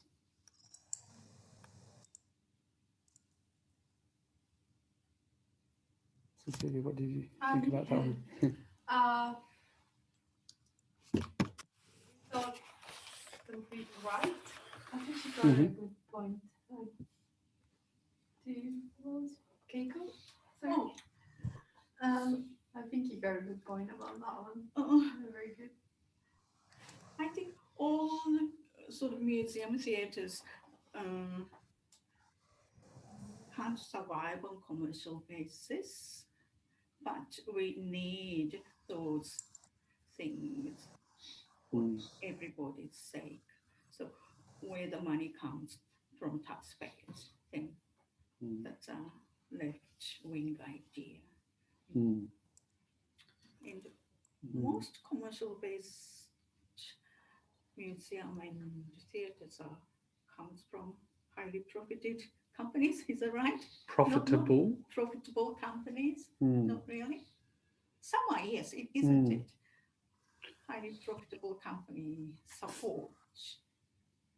Oh, you mean other companies that earn a lot of money, like a mining company or another company, and they sponsor. Collection. Yeah, like David's collection. Right. True. Sometimes it's a combination, isn't it, of what we call philanthropic money. So philanthropy is like charity, and sometimes it's government. Yeah, depending on the country, I guess. Yeah. But yeah, you're right. That tends to be a more left-wing thing, so that we make sure that history and culture is preserved and developed, and that it's not just dependent on the market. Yeah. So public support of the arts and culture generally tends to be a left thing. Yeah, because some of those things would not survive in just a pure market system. So any organisation any public organisation that doesn't produce any profits should not be supported. That tends to be the right argument. Yes, that's right. We could extend this beyond just cultural, and it could be anything. Yeah. That again, it goes back to that. Let the market decide. And yeah, so that tends to be a right-wing position. Yeah. All authority should be questioned. Jelly, what happened with your group on that one? I think Ming and me, we agree this is a left-wing, idea. Yeah. Because left-wing, we will advocate for, because all authority should not be questioned. That means on the top of the pyramid, these people, they have the superpower. We can't question them. And that's obviously, yeah. Yeah, true. Yes, it's the word would be it undermines. We often put these two things together as a collocation. Undermines authority. Questioning, criticizing, it undermines it. It's like digging a hole under somebody and they fall down. Undermining. So that, just put square brackets around that because we often say those two words together, a collocation. So yeah. By questioning, oh, you're undermining my authority. People don't like it. Parties don't like it. Governments don't like it. Yeah. But what about, when you say all authority should be questioned? What if you live in a country where you cannot question the authority? Then, those people are not necessarily left-wing or right-wing. They just have to follow, because that's what the concept is of that particular government. Yes. But I guess we could say that if a government is imposing that, there will be no questions. Yeah. There's a right-wing element to that government. To the government, yes. In the sense, it's suppressing the voice of population, isn't it? So to the extent even if it's a supposedly left-wing government, socialist or communist, if it is doing that, it has moved to the right. To the right, yes. Yeah. So it's moved away from its original theoretical, purely sort of popular revolutionary kind of position. Yeah, it is a move to the right. And we can think of, many socialist countries or parties that have done that. And that constitutes a move to the right. Yeah.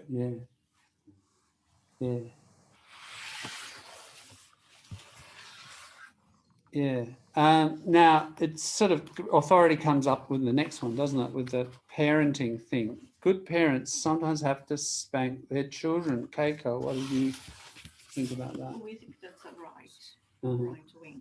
Yes. Because parents think they have authority to control children, so they spank. So that's a quite right-wing idea. Yeah, exactly. It's a top-down. It's not a bottom-up thing, isn't it? Some families are more democratic. Some are more authoritarian, dictatorial. I'll just throw in a few more. Just because authoritarian, just to get the adjective. You're very familiar with the noun authority, but just there are these adjectives, and same with dictatorship. Dictator, dictatorial, dictatorial, we get these kind of useful adjectives of, yeah, you know, we can have dictatorial families, authoritarian. The other way we can talk about this, and it's using the same metaphor, top down, or we can have bottom up. You know, and what we're looking at here, bottom up political processes tend to be more left wing, top down tend to be more right wing. Yeah. And we can use these expressions. Often you hear these in workplaces or when we're talking about decision-making processes. Oh, you know, the culture at work is very top down. The boss just says this, or the group of managers, and we just have to do it. Or, oh no, it's actually a very bottom up. They often come and ask us for our position, and we decide a lot of things in meetings, and, you know, a bottom up process, top down decision making process. Yeah. So same with families, you can get more top down or bottom up family cultures. And, you know, that has changed over time. Again, previous to this fairly, I'll put this word in too, pivotal. A pivot is like an axle, something spins on a pivot. So pivotal, a pivotal moment is like a key turning point in your life, in history. You know? So this pivotal moment of the 60s and 70s where everything kind of turned, at least a lot of things turned in the West, you know. The previous culture of bringing up kids was sure, you know, a smack here and there or quite consistently, that was okay.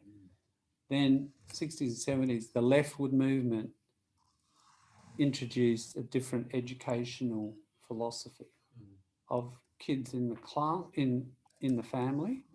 So know what we call corporal punishment, corporal body.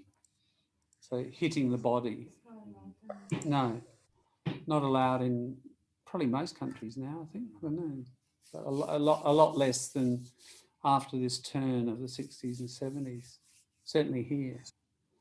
The opposite is capital punishment, capital, the head, taking the head off, all right? Or capital punishment like execution. Is not the opposite psychological punishment? Yeah. I mean, yeah, it's not an opposite, it's another form. Another form, sorry, I should say another form. Yeah, so things have changed and cultures do change, don't they? Which relates to the next one, education, philosophy of education. Zoomers, what did you guys say about number 18? Schooling should be about equipping people to find jobs. I think in the end we agree this is a right-wing idea. Because as Anthony mentioned, a very good point is that schooling education system should teach or educate people not just to be trained as a worker, you know, to find a job, but there's a big part of about knowledge, moral standard, and also about develop or pursuing your potentials in whatever kind of way.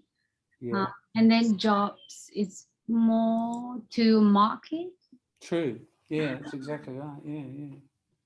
Yeah, well put. Yeah, and self-development, isn't it? And development of society generally may not fit jobs or money. A bit like the museum question, like developing artistic capacities amongst people so that we have more fulfilled lives. It's not always about finding a job, developing critical thinking. Well, kind of what we're trying to do now doesn't necessarily fit jobs. Exploring morality, the humanities generally, you know, history. Why are we here? Why is our society like what it is?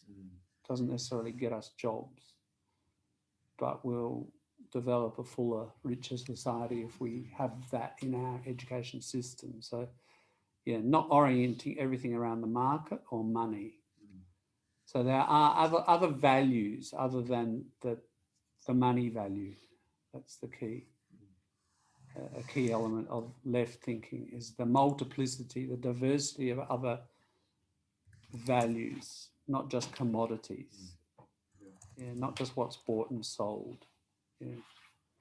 Humanism, I think that's a pretty important word.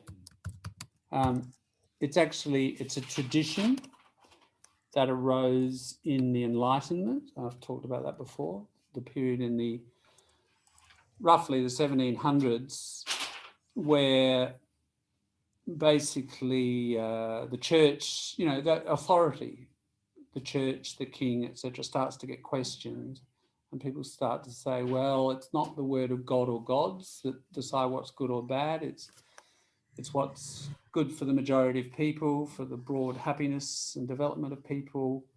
Humans get put at the centre of deciding what's valuable or not. That's humanism. And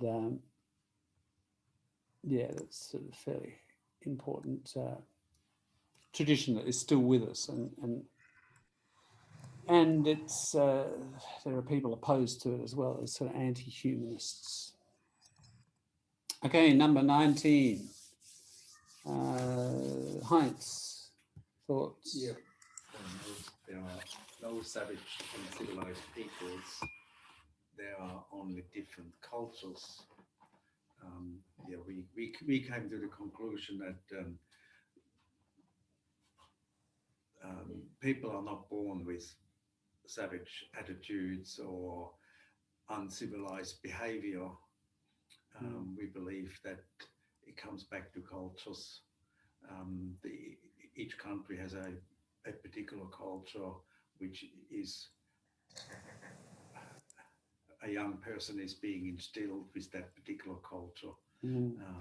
Therefore, it's a left-wing sort of idea, really. Yeah. It's the equality, just like the equality of people, it's the equality of cultures, isn't it? Similar principle. It links in with internationalism.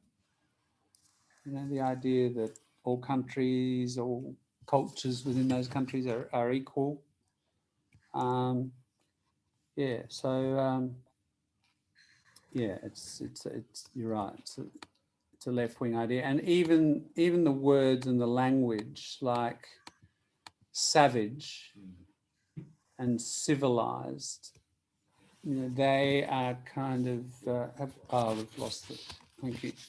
They've kind of tended to go out of the language because they have a lot of value judgment behind them, don't they? If we say civilized, it suggests superior.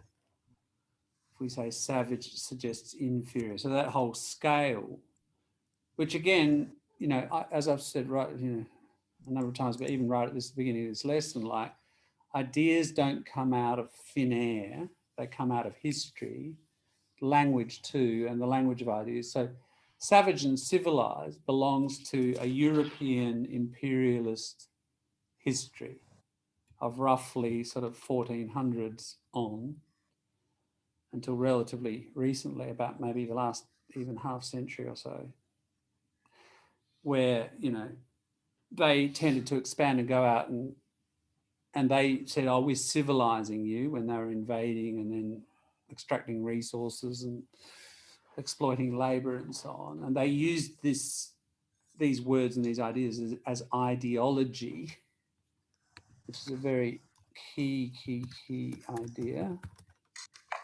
Ideology is not just ideas. Ideology is like the system of ideas and its culture as well, and its institutions.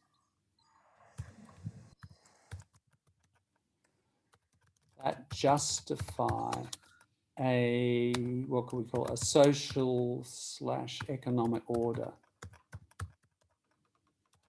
So when we have imperialism, then, if we want all our young men to go out with guns and help do that to Africa or Asia or whatever, you know, from Europe, then we want them to believe, oh, God's telling me to civilize these people, you know. It's going to make it easier. It's going to make populations of imperialist countries believe it. It's going to make the receiving populations, in some cases, believe it too. If you can convert them religiously and make them think the new religion is superior, then they're going to accept a whole lot of other invading stuff, you know. So yeah, ideology is key, and that we've had, you know, hundreds of years of it, and it's all through our institutions, culture, and language. Look at words like savage and civilized. It's in the language. It's really hard to dig it out. We have to spend a lot of academics now talk, depending on what, certainly in the humanities, decolonizing. You have to decolonize things. So what does that mean? You have to decolonize your mind, because we all have these images. You know, when we read comics as kids, they had pictures, at least mine did, of cowboys and Indians, and you know, it was quite clear who was superior and who was not. You know, decolonize your mind, decolonize the language that we use, savage and civilized. You know. There's all this several centuries of colonizing. We've got to do at least several decades, probably more, probably at least a century of decolonizing to get back to, you know, true equality. Unfortunately, it's not a process of, you know, sort of a generational process. It's a multi-generational process, because it's been so instilled for so long that It has, that type of colonization, to take that away, it takes probably 2 or 3 generations to come back to a more even level. I think so, definitely, yes. And that's why sometimes I think with present issues we are dealing with at the moment, especially with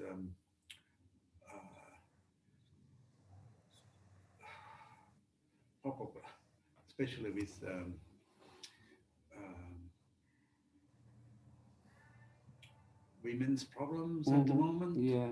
I think, you know, people want to have it changed in a very short time, and I just can't see that it is possible to get rid of this authoritarian type, one-sided attitude, that all of a sudden next year we don't have that anymore.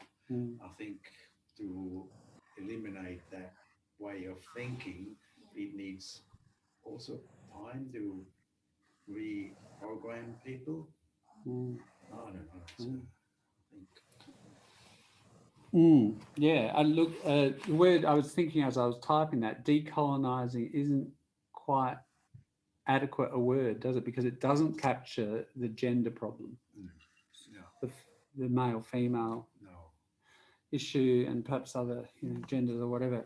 Yeah, we're really just, it's the imperialist thing. We need a broader term. Deprogram or something, I don't know, because it goes beyond just colonization, because long before colonization there was this oppression of women. So, and that's gone on for thousands of years, not just centuries. So, and it is embedded in the language. After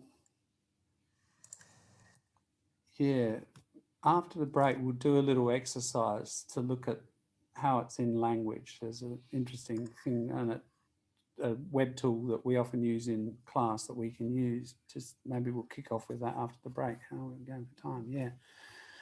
All right, we're going to have a break, and then in a minute, just our last one. No broadcasting institution, however independent its content, should receive public funding.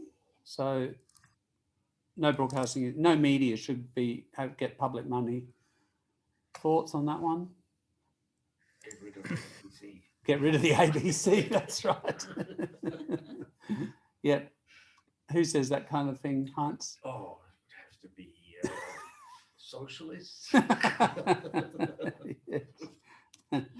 Yeah, it tends to be the right wing, doesn't it? Yeah. And the as I said last week, the famous institution IPA. Go and Google the IPA, the Institute of Public Affairs in Australia, the most influential right-wing think tank.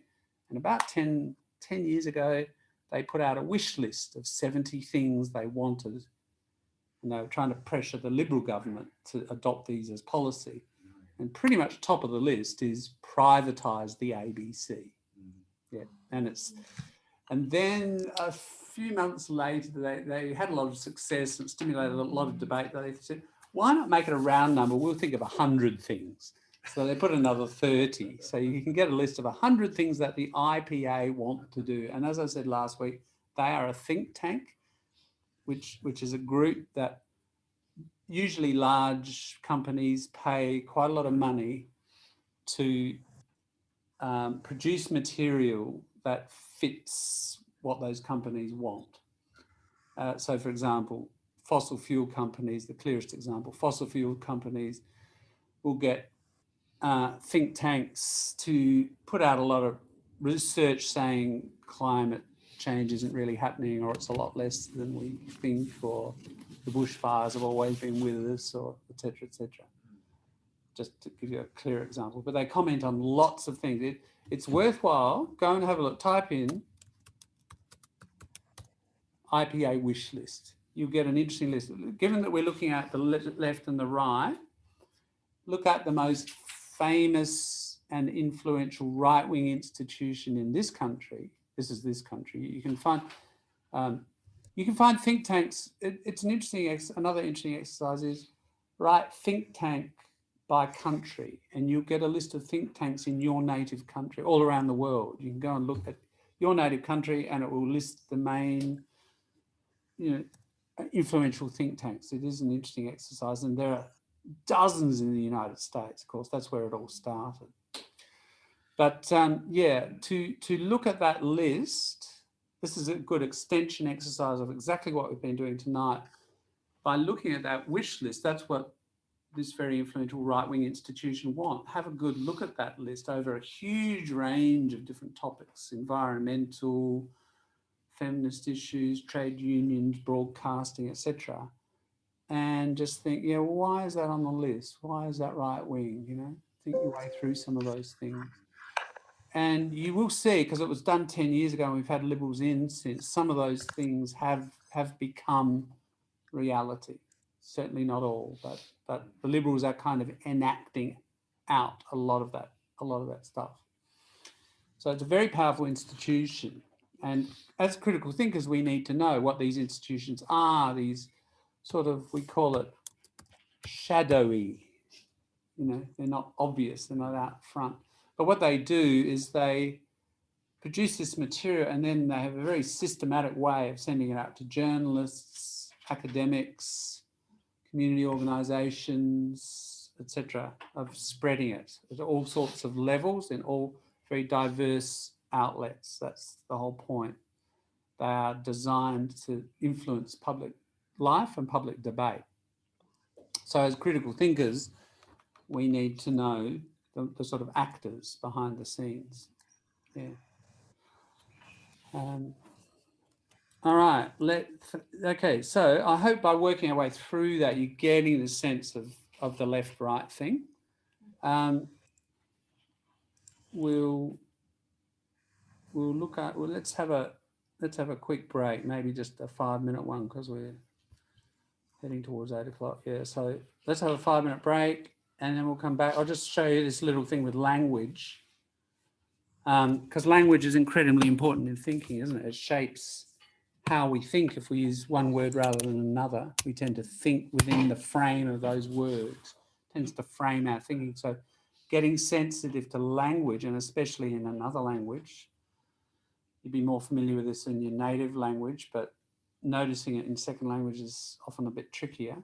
Let's do a little bit of that, and we then might visit the political compass thing as well. And we may get onto fallacies. We'll see how we go. Okay. All right. So in 5, what is it? 7:15. See you at 7:20.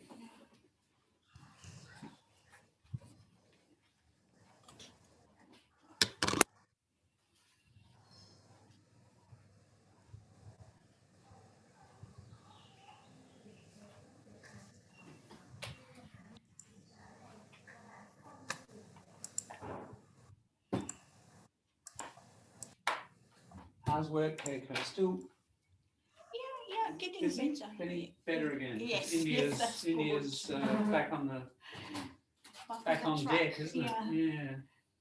Thanks to ivermectin, I think. Oh, really? Yeah. Yeah, okay. That's amazing. Because they are using it in India, aren't they? Yes. And Home care pack include ivermectin. yes, I heard of that. Did you hear the John Cooper talk on that? You know that Dr. John Cooper? No, I don't know. Oh, okay. He runs a YouTube, and he was talking about that pack just the other day. Oh, not John Campbell. Campbell, is it? I think I might. Oh yeah, I think Sorry. Yes. I heard him talking. Yes, Was it? Right. yes, a pack of ivermectin and dexamethasone and Yeah. those things, vitamin C and D. Yeah.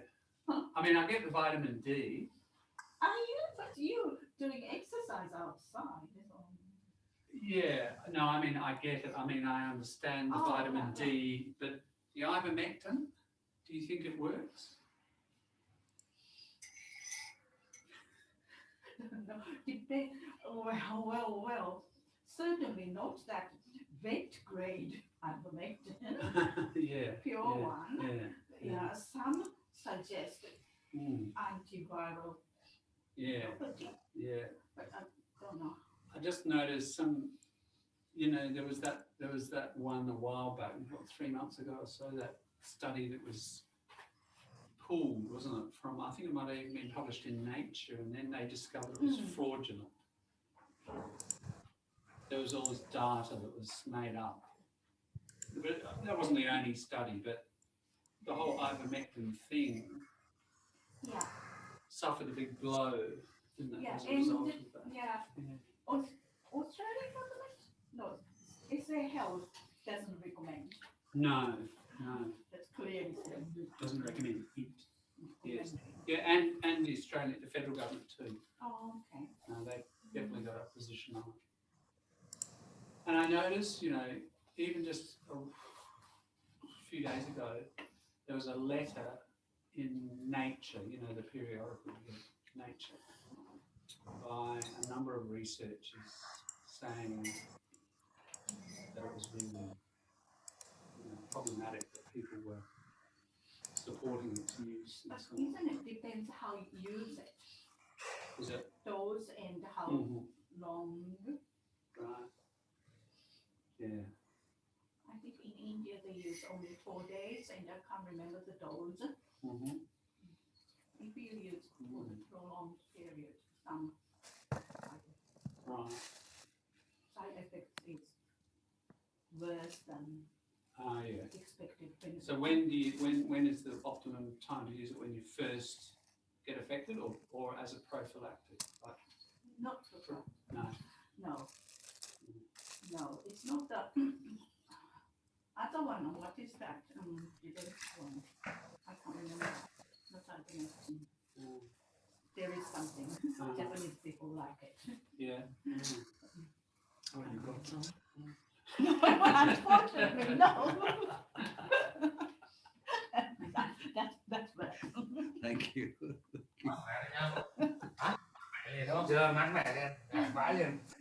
Vaccinated? Oh, good. I haven't. No. Still thinking. Yeah. At the first shot, but only because I'm desperately want to go on a ski holiday. Okay. I was going to say, Heinz, I think your solution is, thank you, lock the front gate and load up the shotgun, isn't it? Isn't that how you stop COVID? Like that, yeah.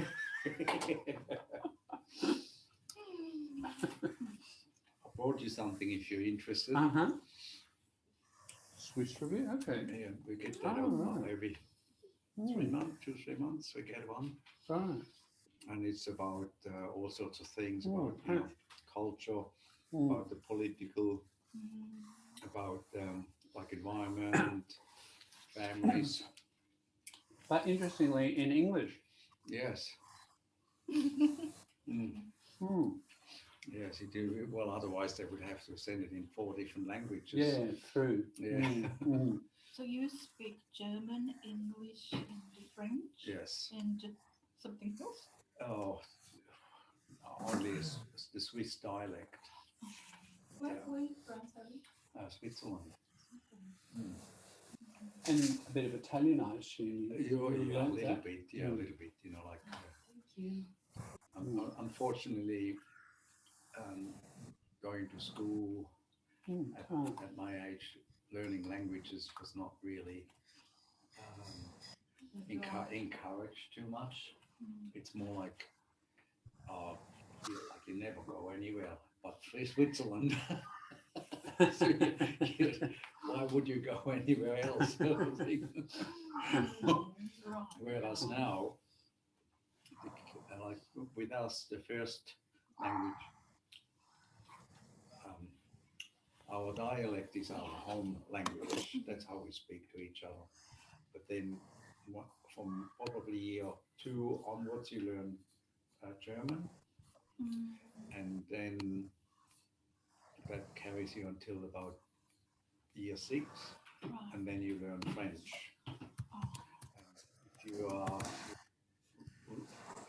If you are reasonably good in French, you are allowed to learn either Italian or English on top. But most of us didn't bother too much about any more than learning French. That was hard enough. And but now they start English in year 2. Wow. And it's like in the French part of Switzerland, they're not even teaching in the French part of Switzerland, German is not compulsory anymore. But in the German part, it is still compulsory to learn French. It's changing quite a bit. All right, welcome back. We're going to just quickly, we're talking about language. Thank you. And how language frames things. So it both frames the way you think. You can break out of it to some degree. It's not a total framing or control, but it's partial. But then the past is also has produced language, hasn't it? So your past, like any history through any channel, is having a huge impact on you. But this is one that we're often not fully conscious of. Now, this website we use a lot in the previous English class for looking at collocations, so common packages of words in English. And I just want to put in 2 words. We'll start with boy. Oops. So we're just going to ask the database, 100 million words in here, what are the common patterns of I was going to look especially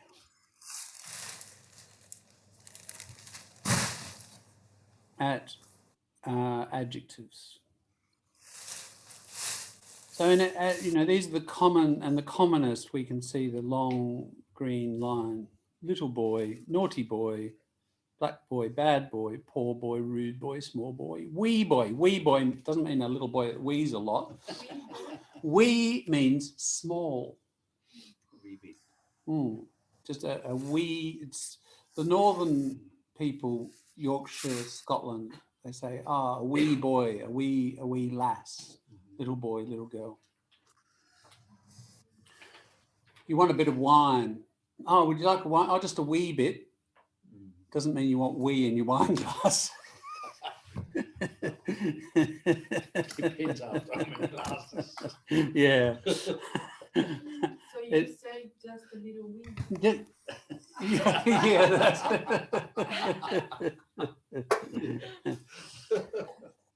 Now it's clustered. Good boy, good-looking boy, handsome boy, lovely boy, pretty boy. Big boy, fat boy, tall boy. We're just going to have a very quick look at this, and then there's unclustered, all sorts of different ones. So I'm not going to do this very slowly. We're going to do it quickly, but you've got a sense of the long ones, haven't you? But let's take naughty. Just noticing a few things. Little boy, the long ones. Good boy, good looking. Good looking's got a few. Handsome, pretty. About 18 or 25. Okay. Let's put the same. Let's put girl in there.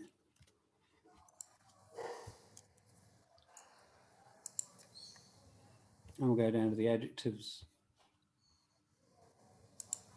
Well, even in the verbs, look.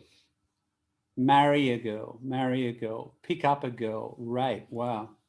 All right. So kiss. Now, I didn't look at the verbs with boys, but I bet you won't find those verbs with the boys. Right? See the point I'm trying to get? I mean, we can go back and look at it to check, but I bet those are not there. Now, if we go down to adjectives, attractive, beautiful, darling. I'm just picking out the ones that...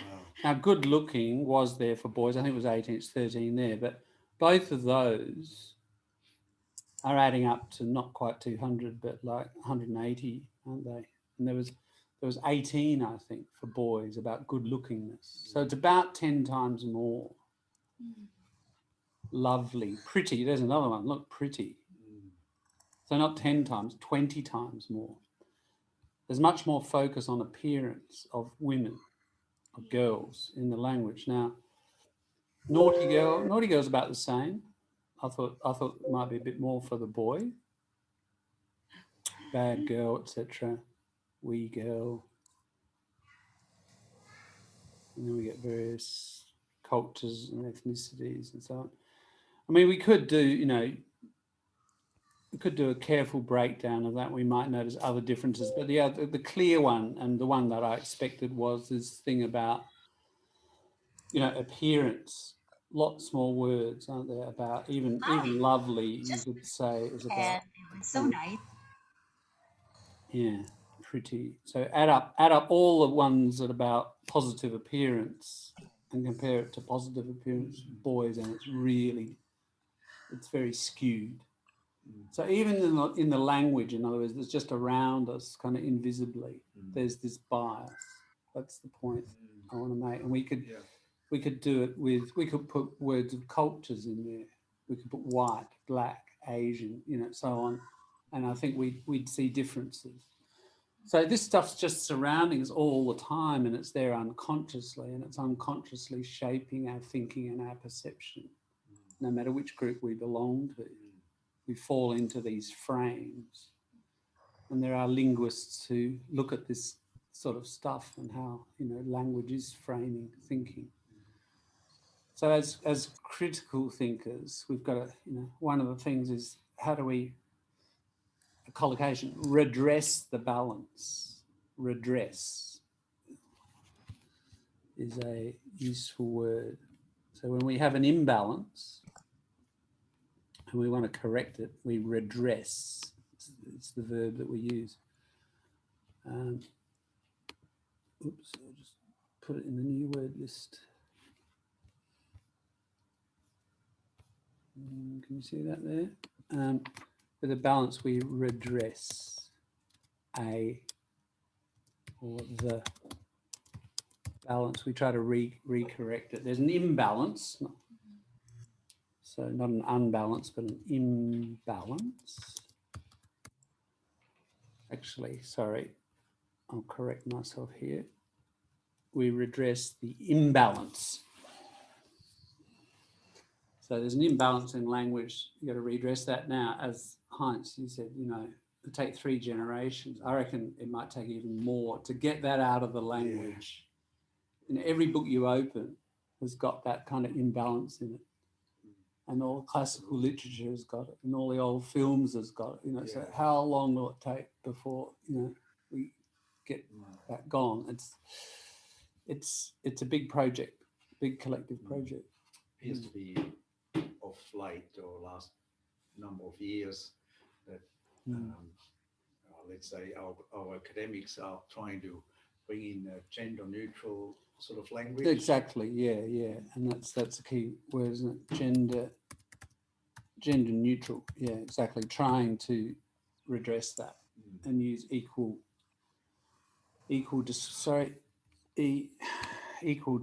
kind of descriptive phrases and so on. Yeah, that was one thing I just wanted to do quickly to point that out. And you can use that website, Just the Word it's called, for all sorts of looking at these packages of language, and we'll look at it quite often.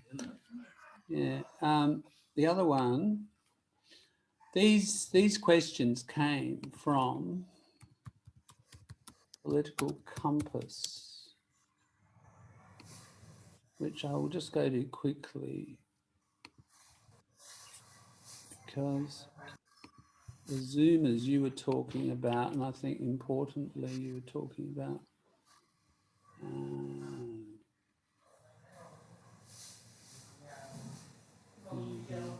Political Compass. Yeah.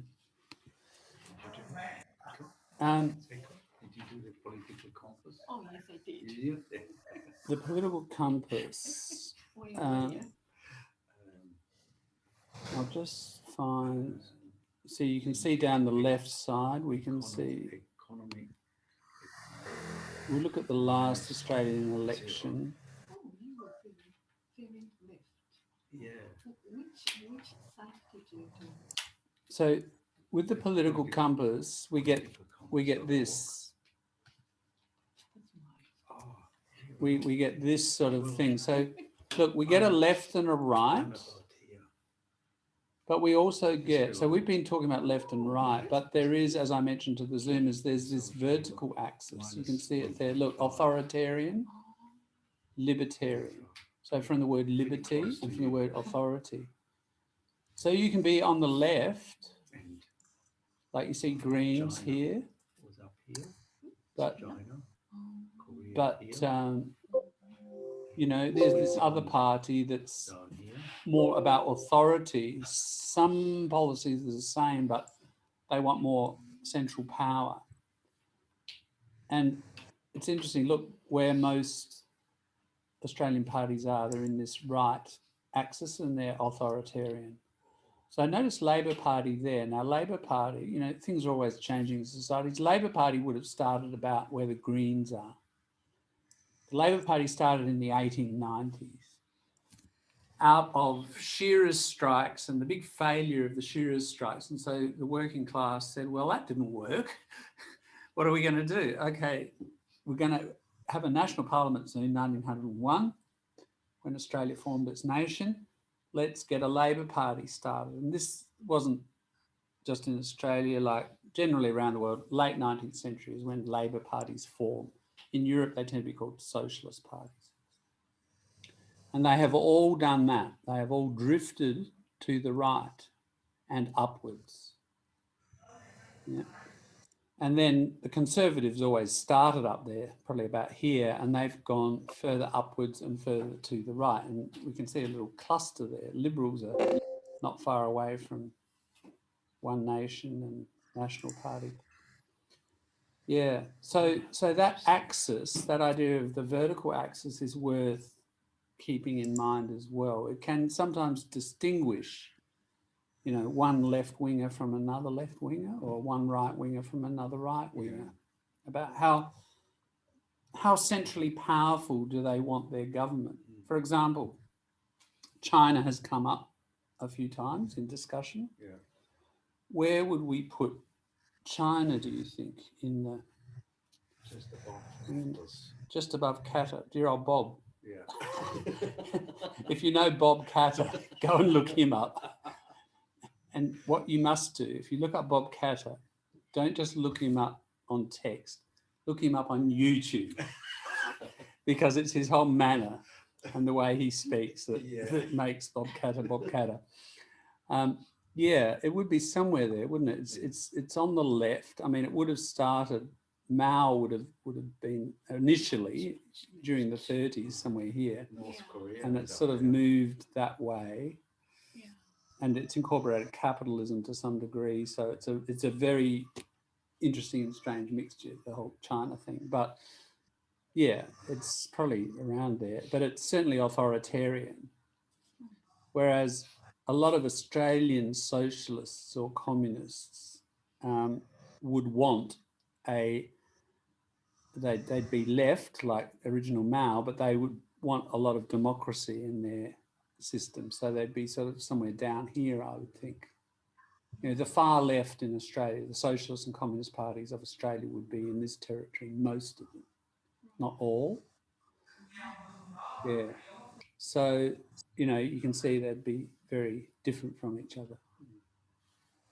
Yeah. So it's not a bad way of thinking about politicalcompass.org.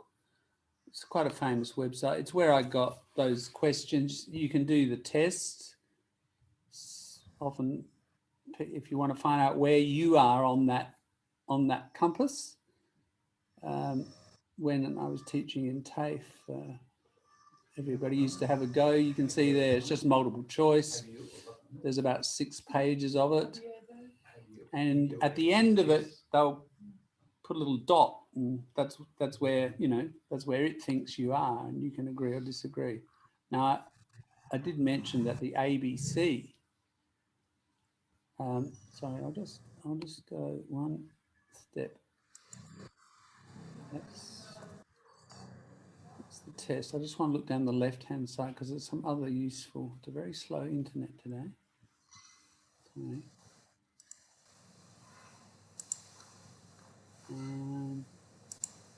Yeah, there's quite a lot of different questions from the ones we have. I'm not getting what I want.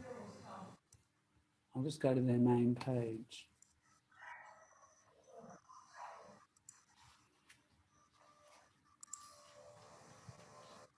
Because they do have quite a lot of explanation of it. You can see all your favourite leaders there. Good quiz, actually. Who are they all? Yes, it's so, you know, you can look at the different. There, look, that's quick, isn't it? The German election from the weekend. They've got the parties up there, and they've rearranged it a bit. I actually liked the way they did it before, where you could look by country down on the left. Somewhere in there would be different countries, and you can click on them and see where people are. I can't find it right now. Yeah, but that's the political compass. Quite kind of interesting. The screen got disconnected. Ah, thank you. Is it just the? Yeah. What do we do here, huh? So we turn it on and off. Yes. For the green button, green light comes on.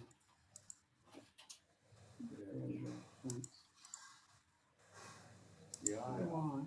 I had no idea that it was so green. Right. Yes. Well, that's an interesting point. When you know, dozens of students in the last 15 years of my teaching sort of did that, and most of them came out in that green area where the greens are. Yeah. So most, at least migrants, are kind of naturally, and I think it relates to what you were saying, Shirley, like there's a whole bunch of people who just sort of naturally left. But then you look at the parties and where all the parties sit, and they're in the opposite quadrant. We call those things quadrants. And you think, well, how come? Yeah. I think the problem is when you do a test like this, you know, you go from really your thinking and how you feel about it. Yeah. But when it comes to an election where you have to vote for a party or a person, and looking at all the different alternatives, it's much harder to pick somebody else who maybe thinks like you. Yeah. Therefore, it's it's easy to Sorry. move away from what your thinking is, that you maybe go more to the right or more left. There is a video there. I've clicked on that. I'm just trying to find that old. There is somewhere in here where you can look at. Well, I did find it, didn't I? Where it showed Australia the last election, but you can see a lot of other countries. Anyway, look, I'll leave you to explore that. It's politicalcompass.org. That, yeah, even that question, like it was called the National Socialist Party. That's where you get Nazi from the, isn't it? The what national? Arbeiter. What's the? Yeah. What's the Z stand for? Nazi. Oh, Nazi. Yeah. Well, it was called the National Socialist Party, wasn't it? Yeah. So there's a lot of debates to, well, not much debate really, but amongst some who don't know the history, was he a socialist? And really not at all. He was very anti-socialist. So why was the word in their party? There's a description about that. Yeah. Was on it with civil or something like that. Civil. Yeah. Okay, so that's the work I want to do on left and right to at least get us warmed up. Now, the other thing, and we'll do a quarter of an hour on it, 20 minutes, that we need to do tonight is in Mary Heath's list, she talked about, let's go to that now. She talked about logical, just techniques of arguing. Logicality is what we're going to focus on now. So that's her whole article, and she gets to the point down the bottom where she says, all right, some dimensions of critical thinking.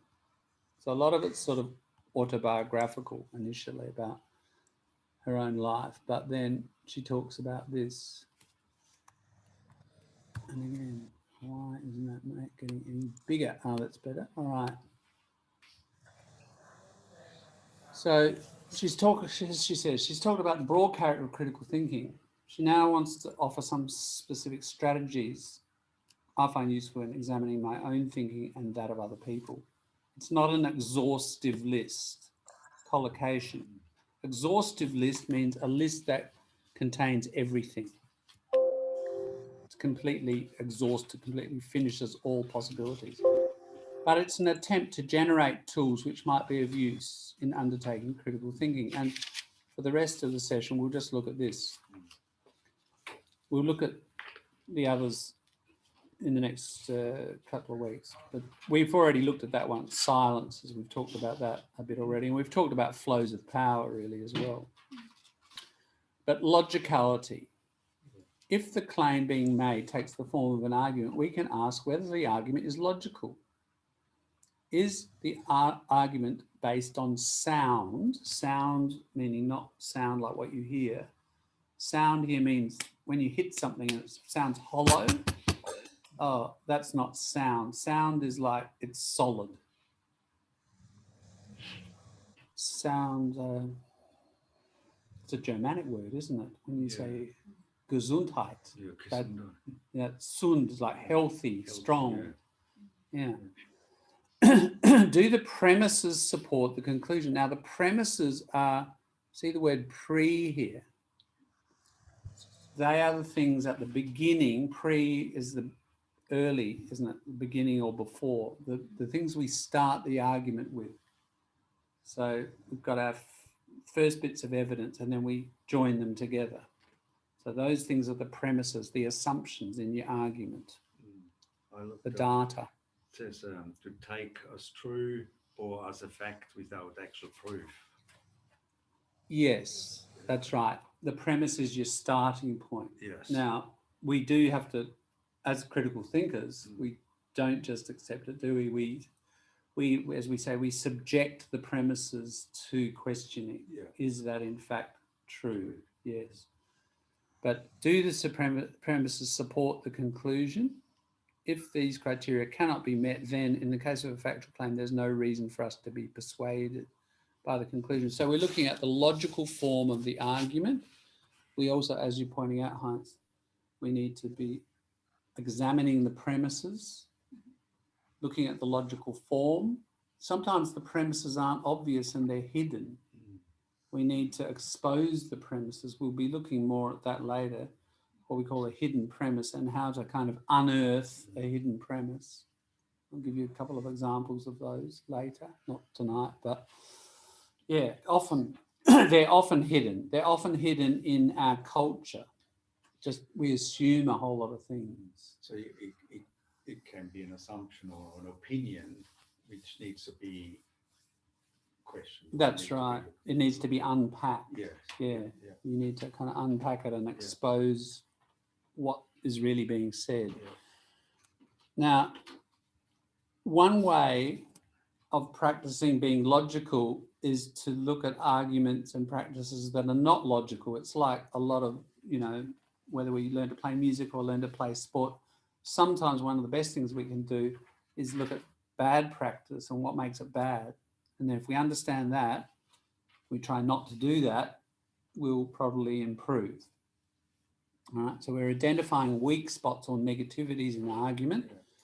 This is one of the best ways of sharpening our understanding and appreciation of what is a good argument and a sound argument. Okay, so we have these things called fallacies, and people who've worked with me before have done some of that work. But I've had some that I've used a lot, and I would like to use a new one, and I've got that up on the Facebook page. So we've got time for, I don't know, half a dozen of these. So these things are called fallacy, and you can see the word, it's related to the word false, like a false argument. So if we read each statement below, what is wrong with each line of reasoning? We call it a line of reasoning. How is the writer trying to manipulate you, and how do they want you to feel? Now, a lot of fallacies, the main way they work often is they appeal not to our brain, but to our heart. There's an emotional component to it.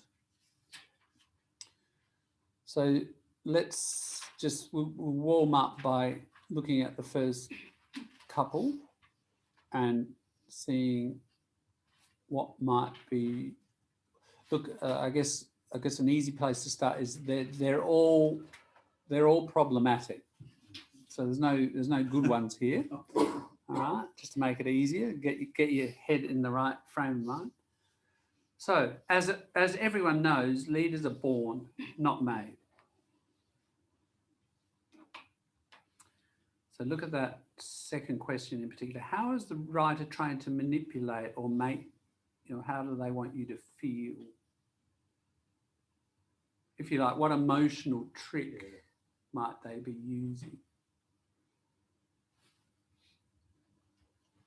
I think with the first one, like starting with us, everyone knows, it makes me feel like I won't say anything because hang on, Heinz, the Zoomers need to see that face that you did. Do it again.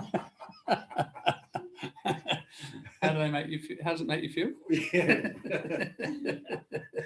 Exactly. The first I can't do it. As everyone knows. Yeah. If somebody says that to me, or in a panel or in a group, I feel like I better not say anything. I just be quiet. Yeah. Because it makes me feel stupid if I say the wrong thing. Exactly. Yeah. You don't want to be out of the crowd, do you? That's right. So that one, that's exactly how it's working. It's intimidating us, and if we disagree, the other common one is as every schoolboy knows now, you know, so it's quite sexist. We're talking about gender neutral language. This is more gender neutral, as everyone knows. It used to be, as every schoolboy knows. So in other words, even someone quite young, but it's boy, gender, not gender neutral, sexist. In other words, even a kid knows this. So yeah, it makes you suddenly, God, quite afraid to contradict it. Yeah. So that's an appeal to supposedly common belief. All right, it's saying everybody believes this. So the force of everybody is with me. Yeah. It's this claim that, you know, to think otherwise is completely stupid. Yeah, so would that be ad hominem? No, ad hominem is more when you attack the person, right. and attacking the person. Yeah. No. So what we're going to try to do with these fallacies is learn their names, yeah, and the categories, and then when we learn those, we'll often see them everywhere. You know, go home tonight and over the dinner table, somebody will use one, or turn on the television, you'll hear one. You know, they're pretty common. I had one on the weekend. Yeah. But I'm not. I was pretty sure that I was right about what type of fallacy. Yeah. Fallacy okay. was. Yeah, run it past us. It was really interesting. We've been able to stay with friends down in Hayborough, which is near Victor Harbour, and the gentleman, he went out to do some shopping, and he ended up going to Aldi, and he come home with a steam mop for $49.99. And his wife said, I don't want that. That's not what I want. That's not what I want. He said, yeah, no, that's fine. That's no problem. I use it. Or I will use it for something different to what she wanted. Yeah. And I sort of said, oh, I think this is a strawman argument where she gave you a reason why she didn't want that one, and he came up with some completely different reasons why she should have one. Was he trying to convince her to have one? Yes. Using other reasons than what she suggested. Yes. Mm-hmm. And I thought that was a strawman fallacy sort of thing. By, like, she had a very particular reasons, and he came up with different ideas why she should have one. And she said, no, the reason is I don't want that because it hasn't got those rollers. Right. So straw man puts words in people's mouths, doesn't it? Yes. We say in English, it puts words in your mouth. So in that sense, it's trying to got that element to it. Trying to convince her. Yeah. Yeah. You said straw man? Straw man. Yes. A straw man argument is one fallacy where I'm not sure if there's a straw man in here. There might be. This is what we're going to do over the next few sessions, is work through these. And a straw man argument is where straw man, it's called straw man because it's like the scarecrow standing in the field, the straw man. And a straw man, it's very, very easy. If you're going to have a fight with a man, a real man, that's hard. But if it's a straw man, you can easily just knock it down. So it's called a straw man because you create the other person's argument. It's not what they have really said. You've changed it. You've twisted it to make it different. And then you attack the twisted, distorted version. You don't actually attack what they say. You attack this, what we call a caricature or a twisted, made-up version, which is often simpler and more ridiculous and so on, right? It's a fairly common thing that people do between each other. It's just one of these common fallacies, right? So, and if you understand its mechanism and you understand its name, you will notice it when people do it. And that's the point of sharpening our thinking capacities, is learning these bad tricks, if you like, emotional, because that's essentially These are not logical, they're emotional. Yeah, there might be a straw man one in here.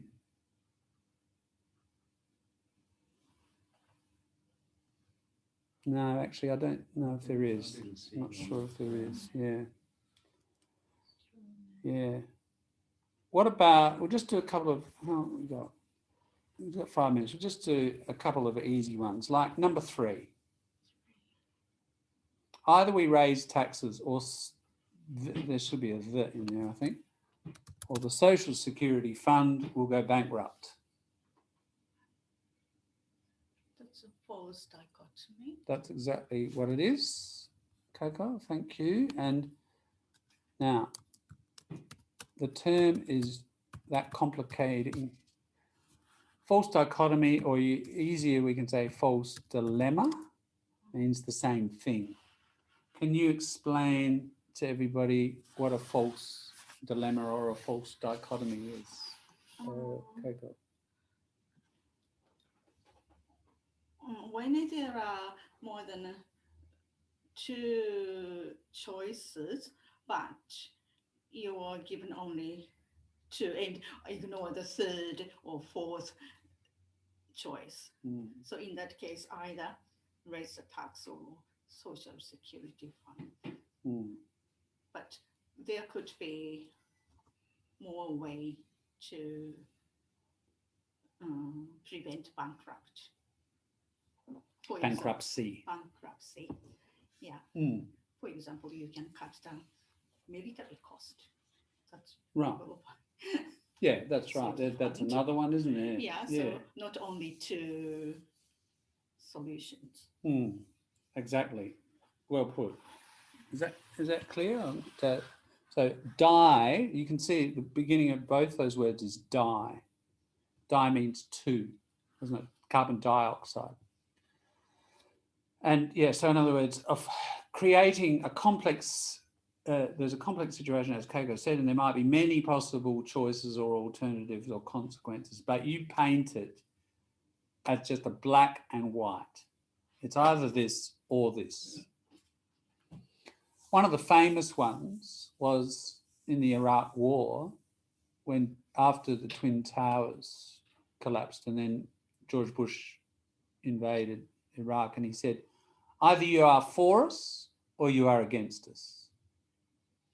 So you're either with the United States or you're basically our enemy. Whereas, you know, there's plenty of possible positions in between. So that's a common trick that is played. These are argumentative tricks, right? And good critical thinkers are aware of tricks. It's like good card players. They're aware of the tricks people are going to play. Right? This is what we need to train ourselves with. What's the name of the first one? Is that appeal to popularity or bandwagon? Yeah, you could call it bandwagon. Yeah, bandwagon. On the bandwagon means joining everybody. Yes, that's a bandwagon, or it's got, some of these have got a number of names, and that's another name of it. Every schoolboy knows. Yeah, so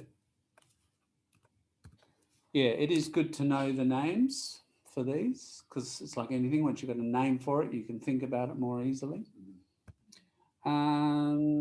Let's take number, we've got time, 1 minute. Yep, number 6. Playing sports makes people more aggressive. Look at all those fights at the bowling alley.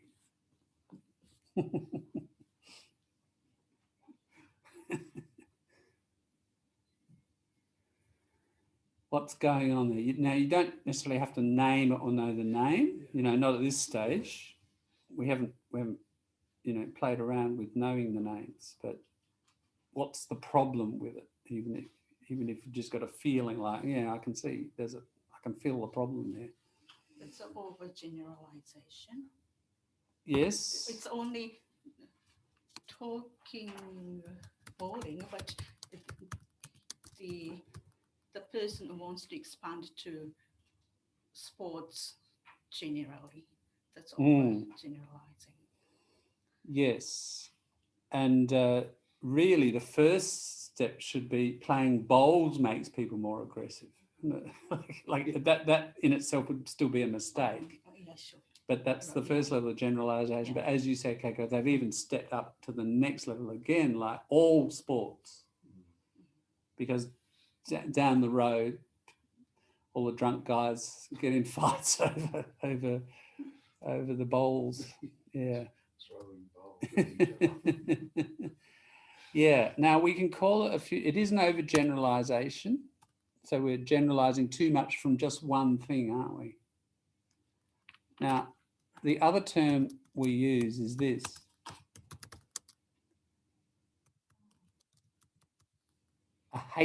Hasty means too quick. If you do something in haste, you do it very fast.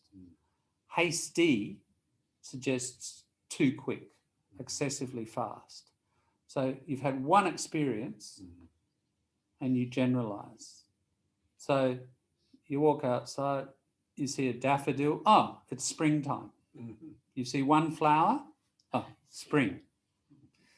The other thing, or you have one experience of a particular type of person, culturally or nationally, and you think, oh, they're all like that. That's a common source of racism often and stereotyping. The other term is this, and it is related, anecdotal evidence. Anecdote means a true story. Evidence, sorry.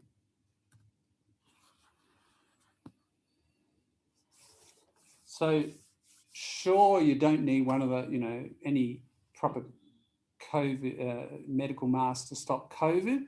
Do you, Julie? You know this. You can just put a handkerchief around. Yeah, my grandfather has been living in Sydney for months, and he's just tied a handkerchief, and he's gone out in public. He hasn't caught COVID yet. So, just use a handkerchief. All these medical companies trying to sell you all these masks. It's all just, conspiracy. So, one story about somebody. So the key is here a story, and it's true, right? But then from that, you create this completely general rule that possibly involves thousands or millions of people. Yeah. So we'd obviously need to do a much more thorough survey of many different sports fields, measure the level of aggression somehow. We need to determine how we do that. We need to compare to non-sports players.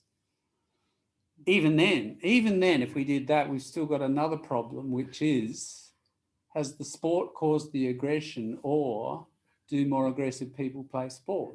Even if we found a difference, right? We've got what we call a post hoc fallacy or cum hoc fallacy, the fallacies of causality. So even when we do discover a result, how do we interpret that? So we've got quite a lot of things to play around with that. So, but that kind of statement, going to any front bar on Hindley Street, you'll hear somebody say something like that about something, won't they? Whether it's about COVID or other nationalities or women or men or whatever. These generalizations, people are making them up all the time based on just individual personal experience. That's a big problem, and I think we can see why. Here's another collocation. Last thing. Flimsy evidence. So when something is not enough, flimsy means you can knock it down very easily. So if I stand that book up like that, it's very, not magazine, it just falls down. It's flimsy, it's weak. Something that falls over easily, flimsy. So it's very flimsy evidence, just one story, and not properly data is not properly collected. Yeah, so look, we don't necessarily know the names of these things. This is what we're going to learn as we go with just through experience, playing around with these. So if you want to keep going with what we're doing, have a look at those dozen. Just got a dozen there. And I've also got the website that we can look at. We'll discover the answers, but then we can look at later at the website and how they explain them as well. Okay. So that's the next thing we're going to do. So now, next week and the next week, I'm off to Darwin because my son's up there doing his last year in medicine, and I'm heading up there to, all the family's heading up to join him and bake in the 35-degree, 80% humidity. Not the best time in Darwin. But anyway, it's the time he's there, so we're going. Is Darwin COVID-free? Darwin is COVID-free, yeah. Northern Territory is COVID-free, luckily. So, and hopefully we'll stay that way, so I won't get 2 weeks of lockdown when I get back. Yeah. For how long are you going? 10 days. Yeah. So that will include the two next Mondays. Next Monday. So I'll put out something on Facebook. I think it's the 18th, I think, is when Monday the 18th we'll be back, and that's what we'll start with. We'll look at those, the rest of those. So if you can have a read of those and just, again, even if you don't know the name, just, yeah, what do you think is, what kind of problem is it wrong with these? Yeah, Darwin right now, at the time, it's a famous time. It's called the build-up. The build-up, because the wet season is like December. And in October, November, it's building up. It's getting hotter and it's getting more humid, but it doesn't rain. So that humidity doesn't break. And it's famous for driving people crazy. Like literally the suicide rate goes up, the mental health problems, the divorce rate, the crime rate, you know, everything gets worse in the build-up. It really is quite famous. Because of the weather? Because of the weather. And strangely, Darwin, even if you go east into Arnhem Land, the Aboriginal territory, the climate apparently doesn't build up in the same way. Darwin's just at this certain point where, I don't know, ocean currents or whatever landform, it just creates this super humidity, and it's a bad choice of location for a city, but it is quite famous for, and it's called the build-up. So it'll be interesting to experience. I've only ever been there once and it wasn't then. So if I come back and I'm raving mad, yes, right, you'll know why. You know why. Yeah. Are you going to drive or No, fly. Okay. Yeah. All right. I hope you enjoyed that and it was useful for you. And we'll catch you next time on the 18th of October still, isn't it? Yeah. Thank you. All Thank you right. so much. No worries. Thank you so much. Thank you so much, John. And have a good couple of weeks. I have a question. Yes. Can you send this document in this screen Yes. on Facebook page? All right. I think I have, Anthony. I'll just check that. But yes, if I haven't, I'll share it in the next few minutes. Thank you. Cool. No worries. Yes. Have a Catch good you night. later. Bye. See you later. Yeah. Ciao. Bye.